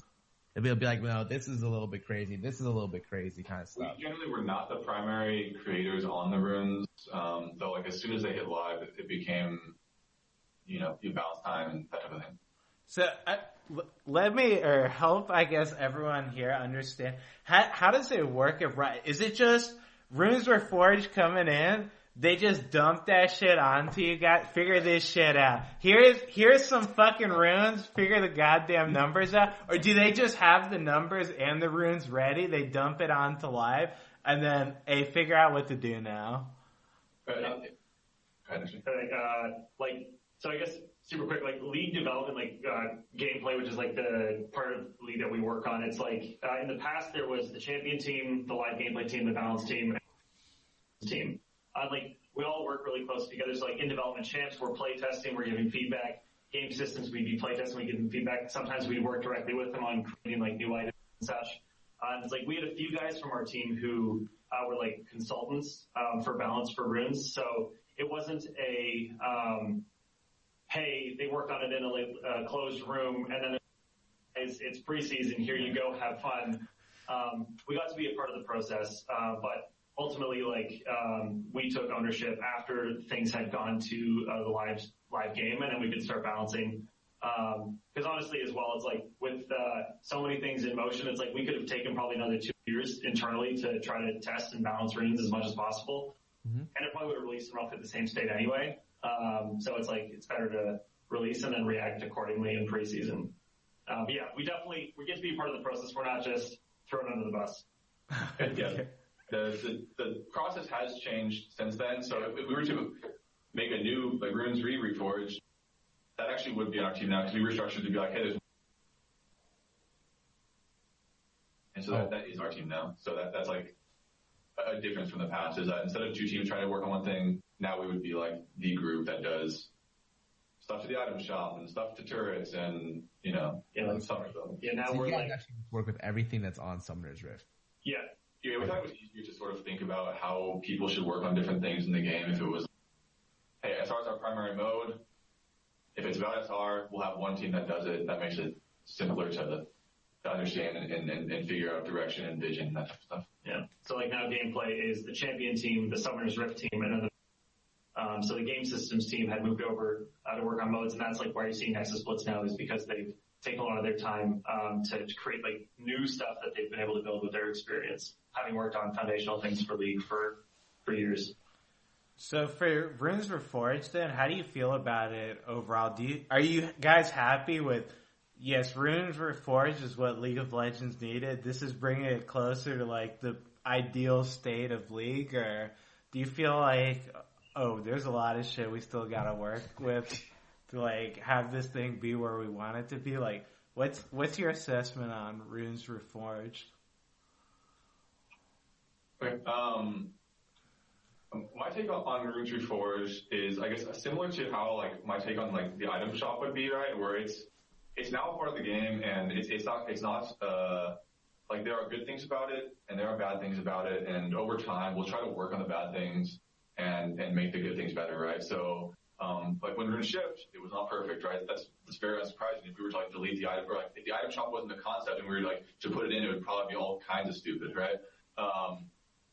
Over time, I think we'll get there to being something that is really, really exciting. I think, when it launched, it was really exciting, but that was like a lot of like novelty and stuff like that. And I think there's a period of time after releasing it where it's like, is this like players could ask like, is this really like pulling its weight because I had this experience or that experience or this one's OP or whatever, right? And it's not surprising to me that like when you like change the game so immensely, it would take a lot of time to figure out what the perfect like formula for that feature is. And so like that might even be talking about things like, hey, are people supposed to be able to go three trees or only one, or should they be able to go 3 rows in their secondary instead of only 2? Should there not be a secondary and there's just 5 things of stats, right?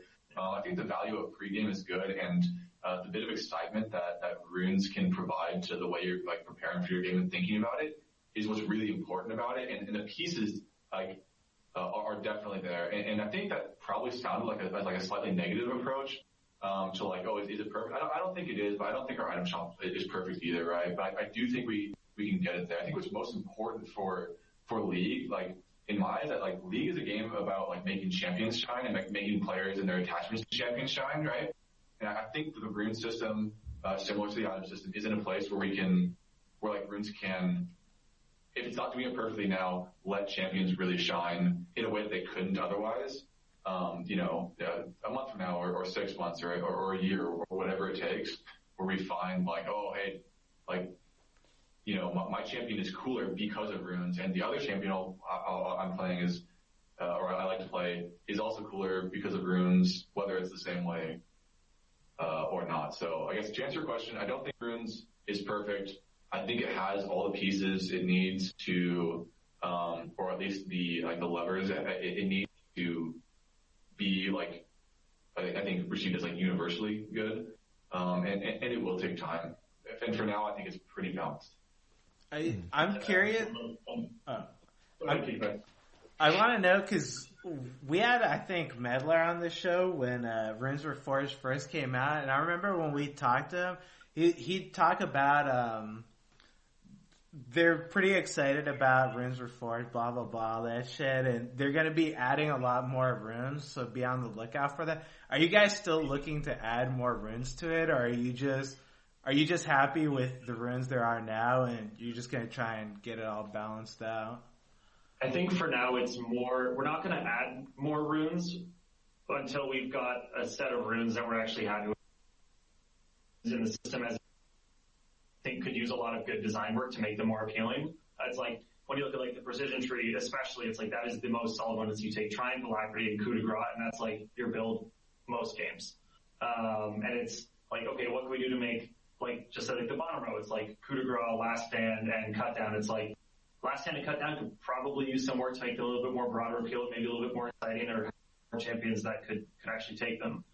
So before we add like a, 7th, 8th, 9th row, I think the first thing we need to do, and not to say we necessarily even will in the future, but it's before we even consider doing that, we should make sure that all the current exist all have a place and like should be there, and not just kind of be carrying, be like dead weight. And that's why you've been seeing us do like, updates to runes, kind of like since the system came out, as opposed to, I guess we've added a few, there's 4 in some slots now, but yeah. I mean, I think when we shipped runes, we wanted to, we hoped it would be in a place where it's like, we're going to add a bunch of runes, and it's going to be great, and players are going to level it. It is much like having worked on the balance of them now for, I guess, a year now, it's very hard for that system to feel balanced, right? And so even when I say, yeah, I think it's pretty balanced, like, it's not perfect, right? And the balance isn't perfect, but, I think our approach on our team right now is, let's get the system balanced. Let's find, like, make sure the runes are ones that players are happy with, and, either get rid of the ones that they're not over time or whatever, and then finally after that, we can add new things to the system, but like, you really don't want to, I think, add stuff to a system that you don't, and even after a year, I think it's like honest, I don't think we fully understand what exactly Runes is supposed to be in the very, very long term, right? Like, I think it's good that we found like a workable state for them right now, and honestly, it's like very exciting in a lot of ways for some types of players. But hopefully, we can spread that like excitement for it out to like all types of players where everyone thinks they're kind of getting something. Yeah, and then right as I think we were starting to get some measure of grasp, then we kind of unlocked the system again by letting you pick your stats, not tying you to a path. So there's more learning time. There's a lot of opportunities for stuff like that to be like, hey, this is we chose not to do this the first time. We think there's still a desire for this. Let's do that. The choices that really make it shine. Let's hear what players are saying about it, and you know what, if they don't like this or that thing, and we think that's like a universally shared, those are things that we can work into the system because I think it can be flexible that way. Scott, you got anything else on this? No, I'm not gonna move on. We got two more, and then your always favorite thing after. Oh, I love that, Sky. Then okay. Let's go to the next one. Well, this is gonna be one that I feel like is gonna be pretty easy. So there's a lot of like kind of talks about favoritism for champions, and so how do some champions stay overtuned for long periods of time, and how do some weaker champions stay undertuned for like long periods of time? And I'll give some examples. Right, I think Graves is a good example of that happening. The Aurelia Moose Speed nerf was one of the funniest things, and like, still even to this point is getting memed. You know, Akali for a long period of time, and even like champions like Kassadin, champions like stuff like that, where you'll see buffs on certain champions, like not much nerfs, where there will be some champions that are like always strong, or some champions that are like always weak. Okay, is the question, do you want to start with the favorites one, or do you want to start with the why do you stay in a state for so long? I think it's whatever you want to tackle first. Like, obviously, like, I guess the favorites one is probably easier to answer, so you can probably just go with that. We don't. We definitely try not to, right? I think one of the things that feels the most like favoritism is like when we release something new, or like a big update to something, and then it's very powerful, right? Like we have been in this state with Aatrox for the last little bit, Akali since she came out, Aurelia for the most part since she came out, right? And like genuinely, I don't think that's a very good experience for players to like be having to play against things that feel broken or whatever. And that we're not going to do anything about it, right? The difficulty on our end and sort of like dealing with those things, because some cases are like there's like a rallying point around them. Like if people are like a caller, they're like, Jesus, do something about her shroud, right? Like that's in that case, we're looking at the recently released champion and we're trying to make consideration like, is this what we're supposed to do, or are we supposed to like try and weather the storm here on this one? Because we on some champions that people are like, oh my god, they're so horribly frustrating or terrible, and this mechanic is just broken, right? But that over time, players either learn to play against it, or the champion was just overtuned, and that sort of like in the way they felt it was through this really strong mechanic they had. But that's certainly not the case for all. And there's other champions like Aurelia where it's like maybe she's just doing too much, right? And so we want to figure out like what is the right thing to do there, and choose the right thing to address. Because one thing we don't want to do is be like changing the mechanics on a champion, like this patch and then the next one, and then a few later we're adding or removing a different one, and then like there is a team that put a full year of time into thinking of these mechanics and trying to make them work, and it is like their job. And I think in like League's best interest for champions to try out like new and controversial at least mechanics on champions. And the very nature of that, if we're doing a good job with that as the champion design team, is that they're not always going to be good, right? If you're actually trying to do like risky things, which again I think is a good idea overall, some of them are going to be risks poorly taken, right? I think what we've done poorly in the last 6 months is been like hard, like we haven't been like I guess aggressive enough on our side at really forcing like a decision around whether we're supporting or removing these types of mechanics. And that leads to states where we're like, oh, maybe we can make them like a little bit numerically weaker. And they'll like go over that tipping point where they're less played, they're less frustrating, they just feel more tolerable. That kind of stuff does happen. Because even in the Graves example,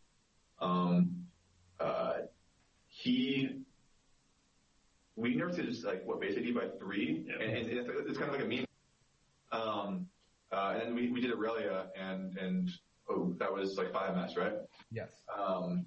In the Aurelia case, nothing changed. In the Graves case, we actually did see his play rate and win rate like go down pretty significantly to the point where he did drop off out of like the spotlight and out of like, wow, why is Riot not doing anything? Like he may be like making a resurgence or whatever.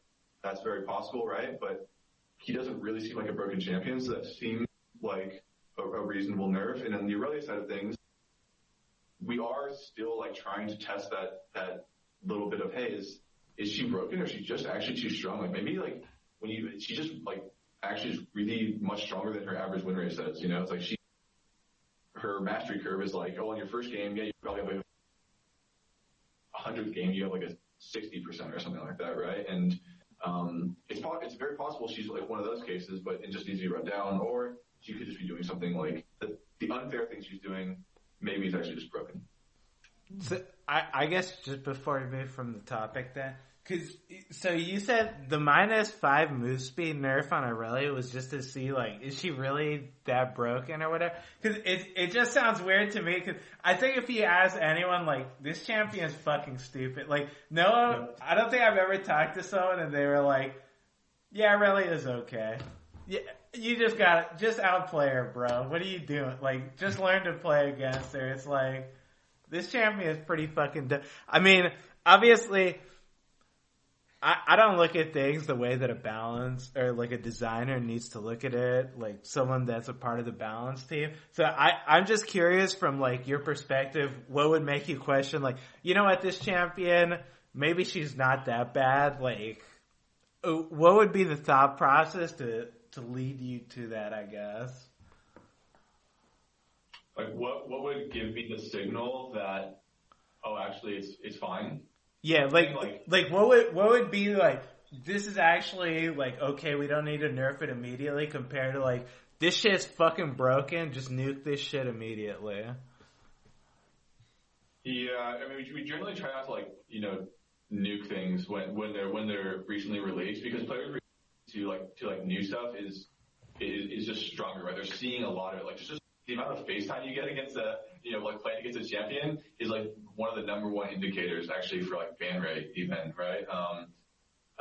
Because you tend to think things that you're playing against more often are like more frustrating and more ban worthy, right? In the case of the little nerfs that we're doing, yeah, sometimes we're hoping that there's like a tipping point where we actually see like declines in in their play rate and ban rate. And yeah, sometimes we have to like nuke a mechanic, right? Like I said, I think we've just been bad about in the last 6 months, especially, about just saying let's do the very harsh thing and be like, she doesn't go CC immune on her W, or she doesn't have the window between her stealth is longer in a college game. The res window is just much shorter on Aatrox type of thing, right? We just honestly haven't been very good at that lately. I think you touched on this before too. Like, it is extremely painful. Like, if someone picks up a new champion, VGU, starts playing them, gets 1, 2, 3, 5, 10, 12, 20 games, however many games it is, they start to fall in love with that new kit. And removing the mechanic that they started to fall in love with is extremely painful. It's like, I think Orin's Unstoppable on his W is probably the most recent example where we actually just removed a mechanic from a kit. And that was talked about for a very long time, and actually in 9.1 it's coming back with other changes on the kit. But we need to make sure that we are wholly confident that removing it will be the correct, and not just to resolve some short-term frustration, or I should say potential short-term frustration, because it can be easy to knee-jerk. I think even just last week when we released Nico, day one she had a 50-something% win rate, and normally that's like mega cause for alarm. It's like, holy shit, people just picked up this champion for the first time and they're already seeing like market success. But they have to start talking about things like, okay, well, she plays similarly to some other champions who already have in the game. She has a very like steep learning against curve with how to play around her chameleon passive and understanding like how it works and how to play against it. Her ultimate, how to dodge her empowered E behind creeps. And we actually saw that like her win rate, instead of like climbing drastically beyond that point, actually like stagnated and stayed roughly where it is right now. And not to say that we're going to be driven by win rate there, because I'm quite confident that we probably didn't land the champion right on the exact first patch, but we could have easily knee-jerked and like, we got to, knock her down a lot and then regretted it in the future. So we need to make sure that we're treating these experiences when, like, especially when a player is first getting the opportunity to like, fall in love with the fantasy, that we don't just like break its knees. Okay, that makes sense. I would say that at the same time, we just want to also do better about, like in the next year especially, understanding when we're getting real signals on something's broken, or sort of these false alarms, right? Because we're going to hear things are broken a lot, right? And we haven't been very strong. And so we want to like be better at taking perspectives, thinking about how is like every group of players like around the world like seeing the champion, are they having similarities in their frustration? And those are the types of things I think can lead us to being more confident in like removal of mechanics and stuff. Yeah. Okay. So just as an interesting follow-up to this, Nico just came out. Yeah. And there's been a lot of people saying that she's broken, she's busted, she's OP, yada, yada, yada. What do you guys think about Nico? I think that the concept for Nico is one that is very, very frustrating. She's like tricking you on the mini map. She's tricking you on the scoreboard. She's tricking you when she runs out of brush nearby, right?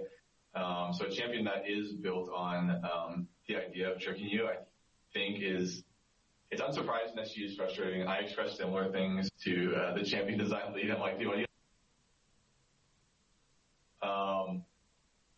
but honest, I will say it has not been as sort of bad as I thought it could be, because the kit, for the most part, even if it's not like perfectly tuned, is a fair kit. And if you compare like the things that Nico can do to the like Aurelia can do, it's like Nico doesn't have answers for like if you dodge her E or whatever, it's like she's probably gonna die if you gap close on her, right? And they did a good job there of like, hey, we built a frustrating mechanic on a champion, or like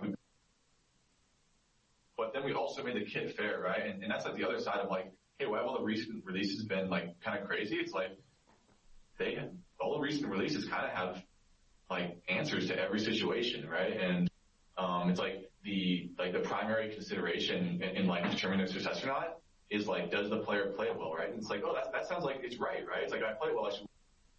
What if the person playing against you played it well, right? And it's like, well, one of those champions has to win. And I think recently it's been the newer champions that have been winning the right? And so I think Nico has done a good job of being like, hey, there's situations she's just not good in, right? Champions need those. And we haven't been delivering them like, I think perfectly well, like recently. But I think a case like Nico is maybe one where it's like, oh, yeah, maybe she's a little overtuned, bring down some ratios or something like that, and then she probably fits in the game quite well. It's really early to say. Like maybe when Pro comes out, she's like pick ban even at a 40% win rate. It's hard to say at this point. I do doubt it in her case. She seems to have weaknesses. We're shipping a really small micro patch or hotfix for her, not hotfix.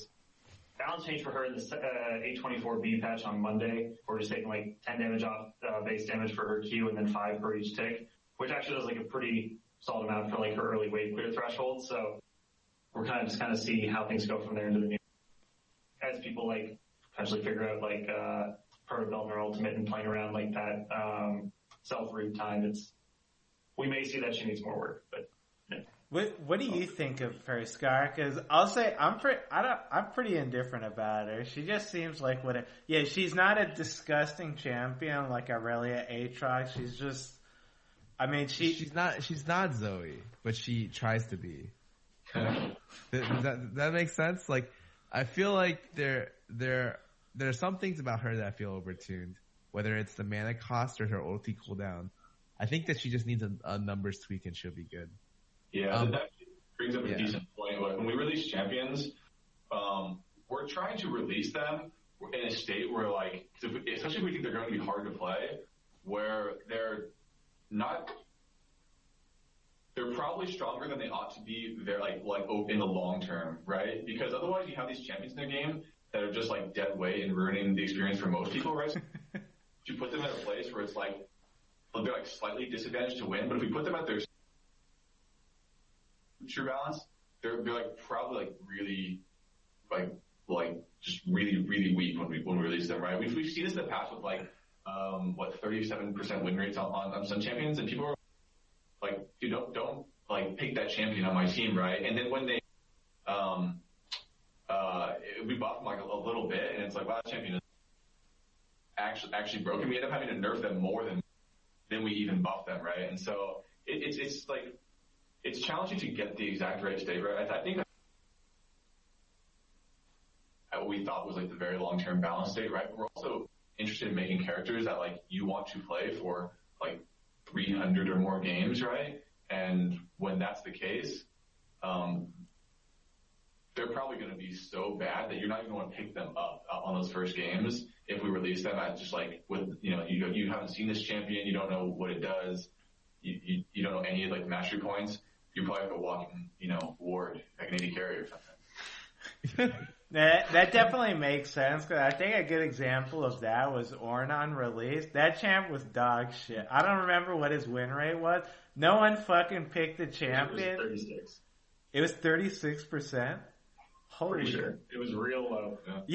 I remember no one picked that champion. I swear to God, I was like the only person playing that fucking champion. You guys gave him like a buff, and then everyone started fucking playing him. And then it was like, wait, this champion's fucking broken as fuck. What the fuck? Yeah, I think we've overbuffed some champions too in the last year. So one thing we did do, like as a result of like some like preemptive overbuffs, is we put together like a sort of like checkpoint system. So like we're checking on them like, okay, day one, are they like outside an extreme range? Day two, are they outside like a more narrow range? And like we sort of like have like projections of where we think they ought to be statistically at balance based on like similarities to other champions. How many unique skill tests do they have? What is the meta like? Stuff like that. So that because for stuff like in Nico's case, like we're probably not going to lose our minds. Like we didn't completely lose our minds when we saw that she's at 50%. Right, but when we saw Aurelia on day one released at 50%, we're like, holy crap, this has to be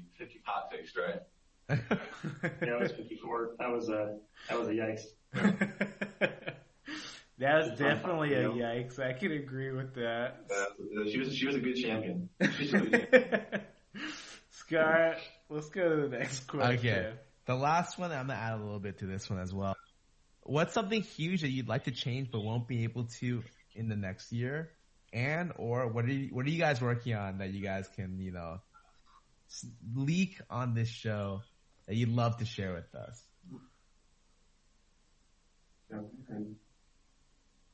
I'll start. You start. Yeah. One thing that I've been interested in,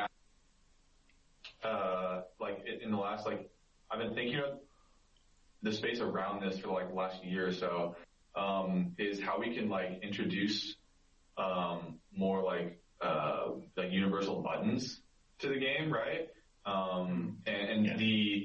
The specific case that I considered and has led me to believe is a good idea, or could be a good idea, who knows if it's actually a good idea, is teleport, right? Where I think there could be a version of teleport that could go in the game that everybody just has, doesn't have to get a summer spell, and would be an improvement to the fun of the game, right? It would certainly have strategic implications and stuff like that, but I think they could be balanced around. And the thing that leads me to believe this is like, if you like rewind back to like the Dawn of League or whatever, and Recall didn't exist, and it was just like a summoner spell or something like that, you'd be like, wow, probably a lot of people take that thing. It's really good, and it's fun. I don't have to run back to base or whatever, right?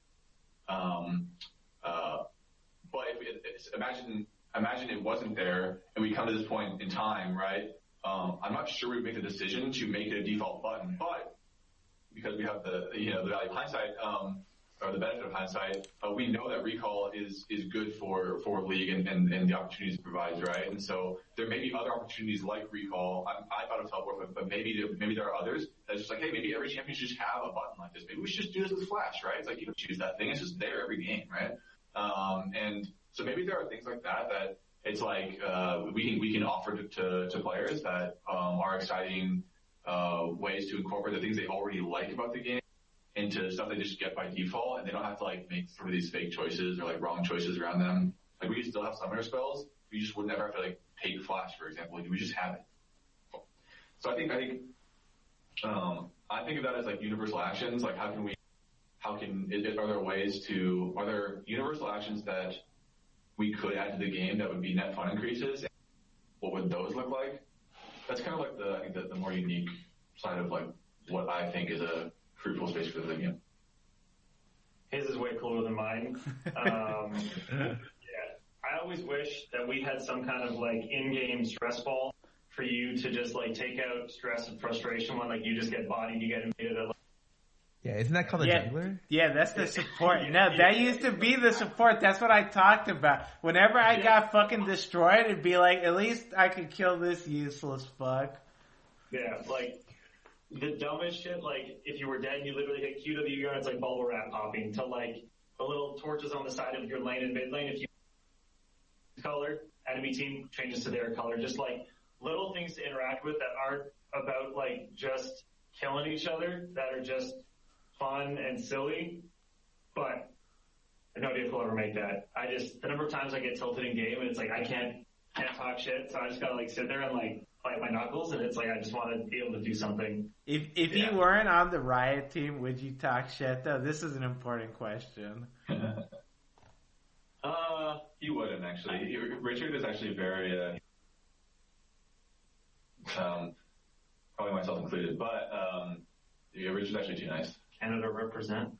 I respect that, Richard. I mean, I agree with Richard, though, that I definitely think that having a stress ball like something like that, because, man, sometimes I flame every once in a while, I'll be honest. I've been restricted. A bunch of competitive people, throwing them into a game together, and, some of us aren't, like, the most socially adept, and it's like, I got my time for one game a night, I'm in ranked, and then, like, immediately we're down. So tilted. I just want to be able to do something. Yeah. What would you want? I mean, I agree with you. Yeah. Like doing something with my hand. Cause the thing is, when I'm tilted, it's like I have these hands and I can do something with them. I could do something productive, or I could just flame the shit out of my fucking teammates. Well, I don't have anything else to do, so let me start typing to this stupid fucker right now. I mean, if I could I think emotes are a good idea, but you can't emote. You can only emote once while you're dead, so I'll just put a sad face as an emote when when just some stupid shit happens, and then it's like, well, that wasn't enough for me, so now I'm gonna type to this stupid fucker now. I definitely like the idea of that, though. Really, all I need, I think, is that when I die, I get to remotivate and get you back in there. Yeah, I need some remotivation because I die a lot. I mean, Sky, what would you add to the game? What do you think this game needs?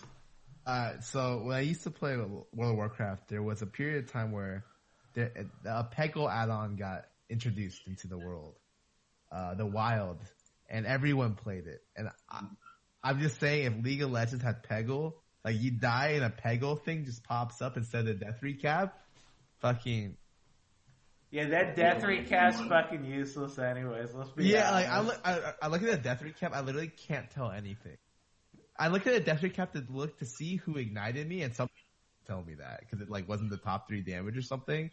Yeah. And so if a Peggle screen just kind of floats on up and I just start playing, I feel like there's no way I can get tilted. The only question would be maybe I'd want to die more because I could play more Peggle, but that's. You got that covered. Don't worry. Grandmaster Peggle, I guess. That's a good fucking suggestion. My suggestion: keep doing what you guys are doing because I love the game, but give me a fucking buff. That's all I ask for. Working on it, man. Direct to your account. Thank you. Scar, let's go to the final topic now. You know how to start it off, dude. Let's go, because I can't start it off because I have Discord maximized and them on the screen. With you reading some question and answers from the live question and answer segment, ladies and gentlemen. You got questions, we got answers. Scar, go ahead and read what these brilliant people are asking. Alright, let me wait a little bit to get the really good question to kind of go on in. Here's one. There's a lot of champions that are in a bad state, such as Mordekaiser. What stops Riot from buffing someone the bottom of the barrel champion? There we go. Play rate. That's my guess. Oh, okay. So, Mordekaiser is an interesting one, actually, to bring that one up. Yeah. Anytime we touch Mordekaiser, something ends up breaking. When we shipped Shield Bash, we had to make a fix to his shield that ended up breaking with Revitalize. That now we're trying to figure out some other fixes for it. So, him specifically, it's like he can be a bit of a mess for bugs. But more specifically, a bunch of our low play rate champions are like on the docket for usually like VGUs or updates. And one of the things we want to try to avoid is like giving those champions, either new mechanics or making them very powerful in meta when they're going to be changing soon anyway. And it's like we may have given players something else to love with, and then it just gets changed right away. I guess that'd be one thing. Some of our other low player champions are just much more like niche thematics. It's like Kled, I think, is a good example where he has like pretty historic, pretty low play rate, but for people that play him, they play a shit ton of him. He's one of our like what we call deepest champions, where if you play Kled, like he's your most played champion, almost certainly like your one trick, and it's almost like it would be a weird goal to try to make him like get played more frequently because to do so would probably make him less niche and just give him more broad appeal. When heal is that he's just a very niche champion. You probably have a better answer for this than I do. I wouldn't say it's a better answer, but maybe it's like is that when people are considering like the champions they like and whatever, they're like, why isn't Riot buffing my champion, right? And pretty frequently we find that those champions aren't like just universally bad, right? Mm-hmm. It's like they're like bad for an audience, right? So maybe Mordekaiser's not very good if you're like I don't know, in like Master or something like that, or maybe he's just not very good if you're at low elo. I'm not entirely sure. We have like these sort of dashboards and like position experts things. And I think it's pretty rare actually that there's really bad champions in the game that are like unplayable, right? And so I think it really tends to come down to when people are like, why doesn't Riot buff this obviously horrible champion? It's kind of like, why aren't they buffing them in the way that I would like to see or stuff like that? Because when we get into like work that is, okay, well this champion actually is good for these people, but not good for it is not easy to buff it for these people over here without making it too OP for these guys up here, right? And especially for the niche champions, it tends to go that way, right? There's like pretty regularly jokes about like on like Volibear and stuff like that, right? It's like, why don't they just buff his ass 'cause he's so bad, right? He does kind of fine at like normal levels of play. And we also don't think that our most like the most skilled end of the spectrum really wants him to be meta driving and like super powerful anyway, right? I love Volibear. What the fuck? Okay, sorry, keep going. You want to be a Volibear main this season? You might as well be because you're D2, man. Just fucking play Volibear. Wait. Back when I was 2 seasons ago, He was better. Volibear was my most played, my highest win rate champion. Damn. How many? Wait, your most played? A little bit, so maybe you'll get something. Okay. Yeah, I'll say to Riot's defense, they're actually great at making no champion god awful. Like when I look at the roster, there's no champion, or it's like, fuck, this guy picked this dude. We fucking love. Like everything's actually. What do you say about Sona, dude? Are you serious? I mean, I fucking hate Sona, but the thing is, she does scale. Like, I think she has a place. She scales like it. Like, if I give her resources, I know that she'll carry me. Like, she'll actually carry me like it. So, like, yeah. I feel like everything has a place. I mean, whether or not it's a place that I want it to be in is a different story, but at the very least, everything's viable. Everything might not be good, but it's viable, so. I think it's ideal if like, it would be great if every champion was like, it's not the highest thing on the priority, to make that the case. Wait, you cut off there? If every champion was, I'm so sorry. Was viable to like play at every skill level, right? Like that would be like, league is perfectly balanced or something like that, right? We're probably very far from that state, right? And occasionally or frequently we go through states where a champion is bad in like every level of play, right? And we definitely like want to address those cases first, so that at least so that every champion at least has like one place in the game where they can like actually be useful, right? Because otherwise they're just like a useless like piece of the roster. Alright, fair enough. Sky, give me another one. Someone asked, why was Tiamat nerfed? And if junglers that use the item would buffs for compensation. So I'm probably going to articulate this a little bit worse than the designer who worked on it himself. But one of the things with Tiamat is like for actually quite a long time now, like, undercosted for the stats you actually get from it with the AD and the regen and obviously the cleave. So one of the things is just like we're getting it back up to parity with like what other champions typically get is like their first buy in lane. So just say like for bridges in mid lane, so people like Aurelia, Aatrox, etc. It's like they'd be able to get lane priority because their first back was only 1,200 gold versus mages who had to wait till 1,300 to get the lost chapter to hit similar like wave clear thresholds to have enough cooldown and mana to spam spells on waves.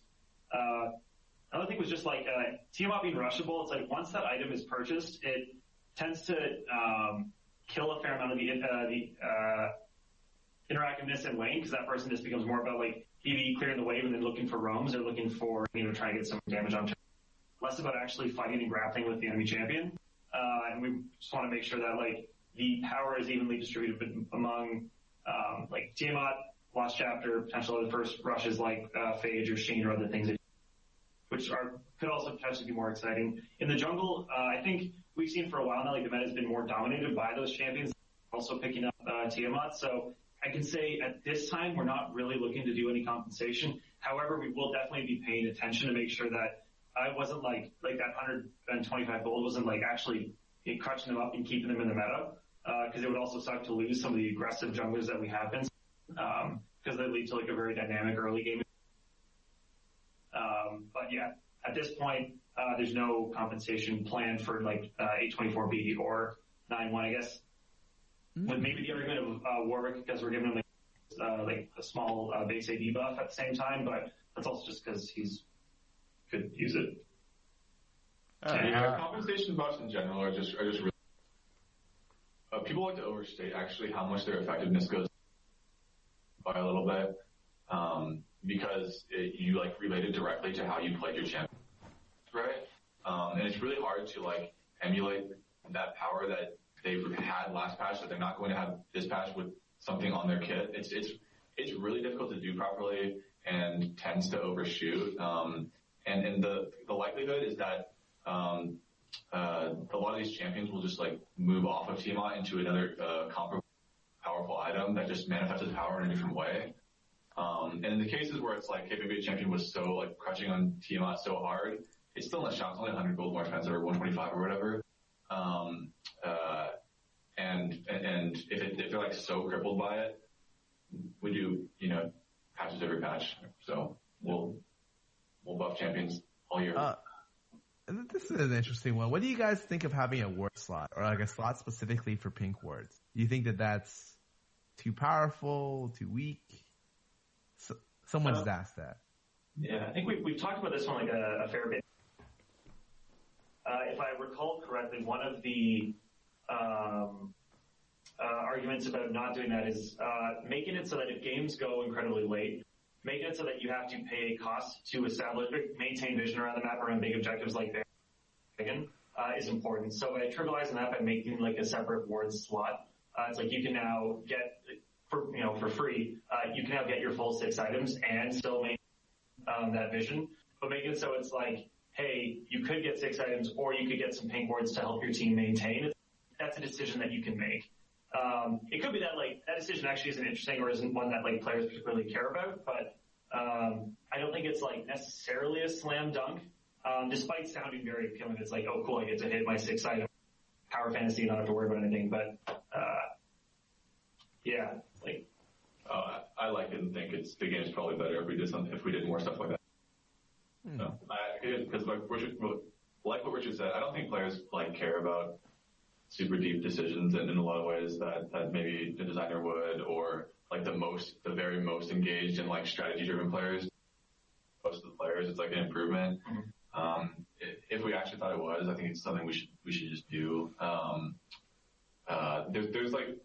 There are like additional considerations to be made, of course, as with like any other change that would like hit the game so broadly. Like, how does this change what support is? How does this change jungling pool and stuff like that? But I think in general, if like we thought everyone's like day-to-day play experience would be better on account of it, those are the type of things we should look into doing, and not being like, I think, too obsessed with like richness of choice and stuff like that, because I don't think our players find like richness of choice as compelling as, you know, maybe a designer would, or even just like it's not as awesome as maybe it sounds intellectually.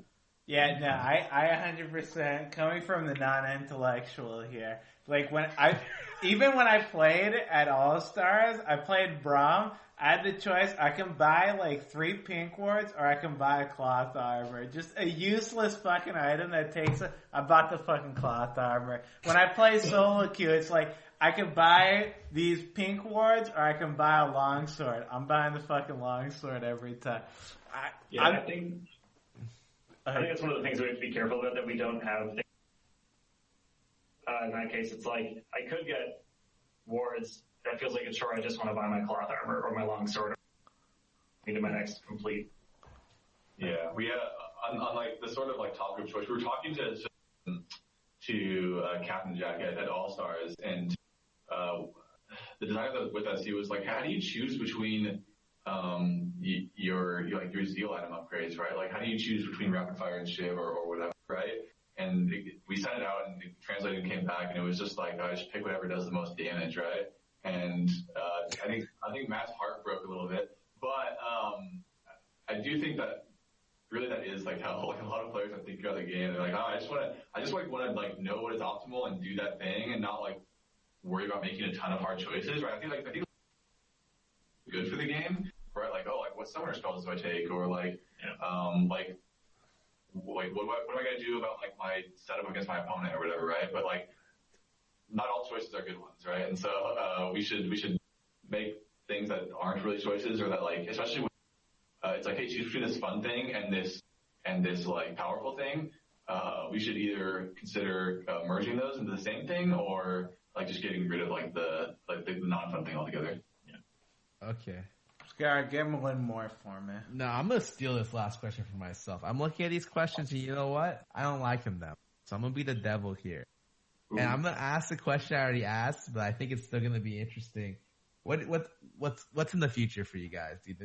Give me like a kind of a gameplay. What are you guys looking at in the next couple of months? What can we, the players, expect from you guys, the talented, balanced team, up on the plate? Because as much as I love reading Meddler's thoughts every week, I'd like to know more in like a week in advance about what stuff is happening.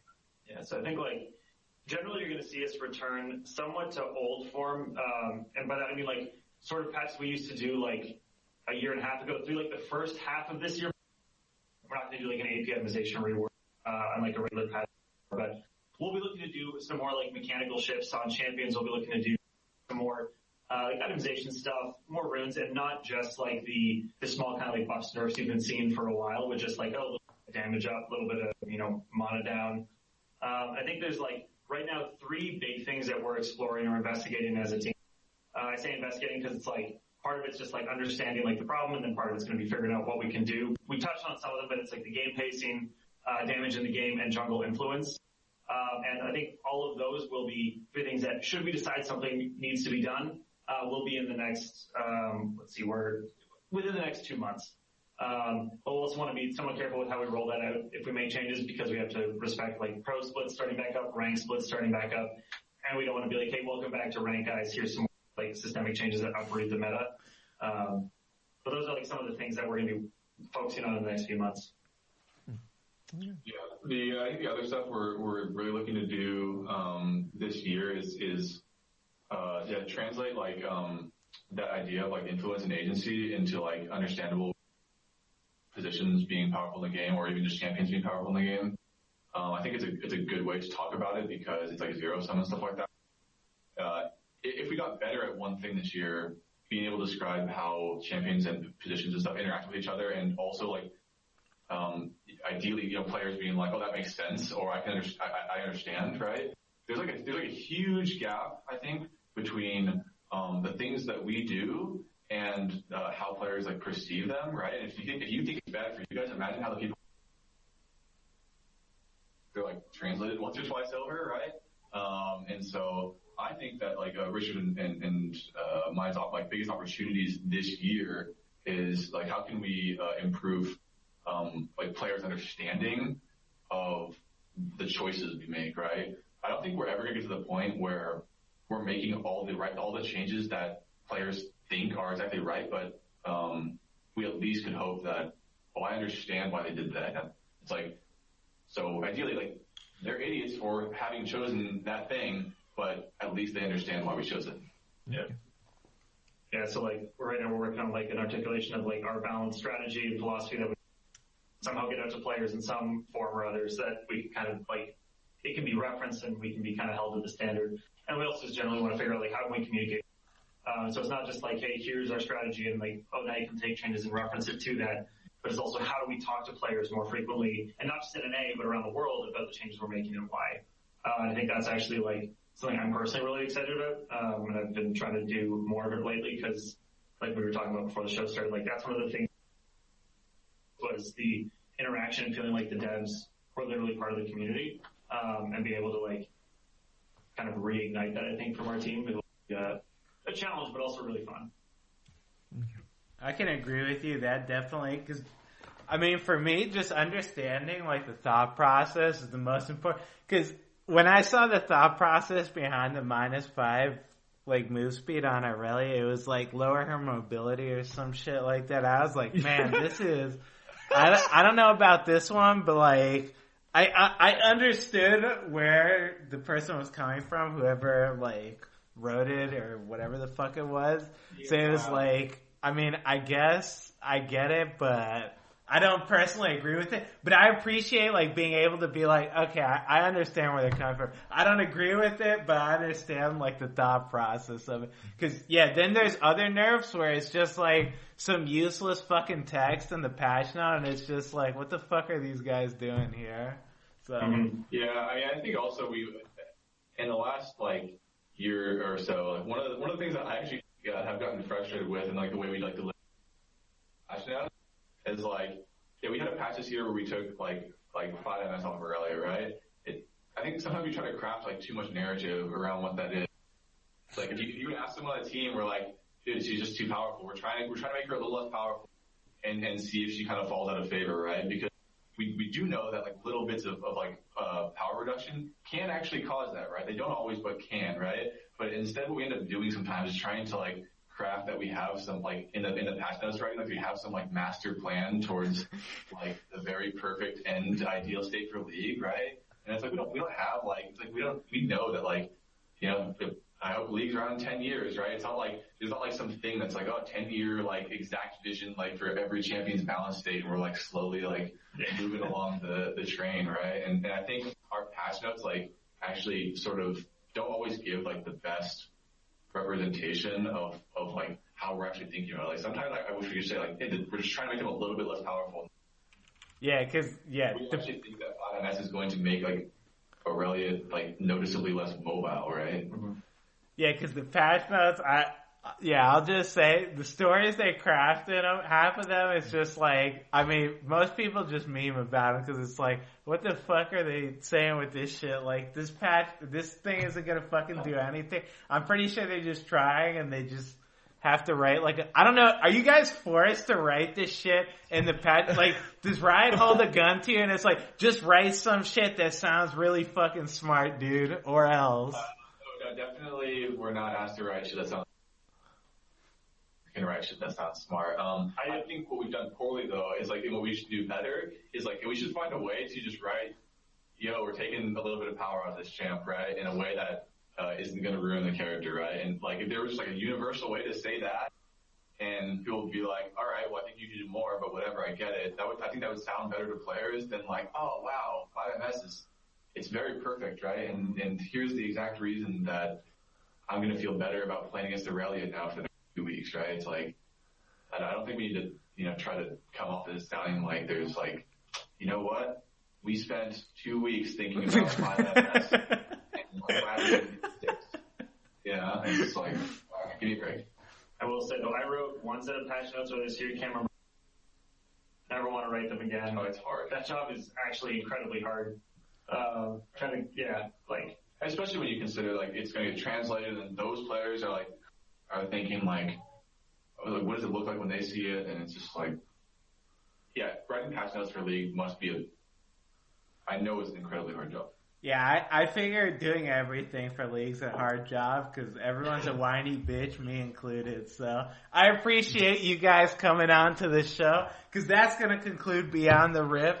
Thank you guys for being here. If the people, I don't know, if the people want more of you, is there somewhere that they can see more? You guys said you were going to do like a balance note thing, like Meddler or something, or? Sort of, yeah, in the interim, you can probably implement your decaps at Riot repertoire. We're looking to start up some sort of very low budget streaming thing, kind of for our team, so we can more frequently. For people that like graphs, we can probably walk you through a few more of those, lots of lines for things that you're interested in. That's probably going to start more in the next year, the new year. I think we're kind of wrapping things up next week, but we want to be more visible, more transparent, and just more of a part of the community. So that's probably going to be more, starting in January, and hopefully then throughout the year. And one of the things that we want to do next year, as you said, is just be more visible and the things we're thinking and stuff like that. Part of that is figuring out ways to talk to players and go to events and stuff like that. So if you do have ideas or if you do want to talk to us, we're trying to figure out what is the best way to have some reach and let people feel like, oh, the game I'm playing is all they're thinking about and not some weird inter-Riot messed up version idealistic state or something. Yeah. Scara, where can the people get more of you? Dude, you can get me at Scara everywhere. I'm not the. Thank you guys so much for coming on the show, both of you. I think the longest show of the year, hell yeah! I think it's one of the longest shows. It's the longest show ever, actually. Yeah, but I like talking about. Congratulations for powering through this show with us, and thank you so much for coming on. Yeah, you guys have given me hope in the future, so I'll thank you guys for that one. I'll be honest, I was starting to lose my way, but now I'm like, you know what? I can handle playing Ezreal for 3 more months. Maybe something will come of it. So thank you very much for that. And thanks to everyone for watching. If you guys like Beyond the Rift, 4 p.m. PST every Thursday. Make sure to tune in. But that's going to be it for us today. See you later, everyone.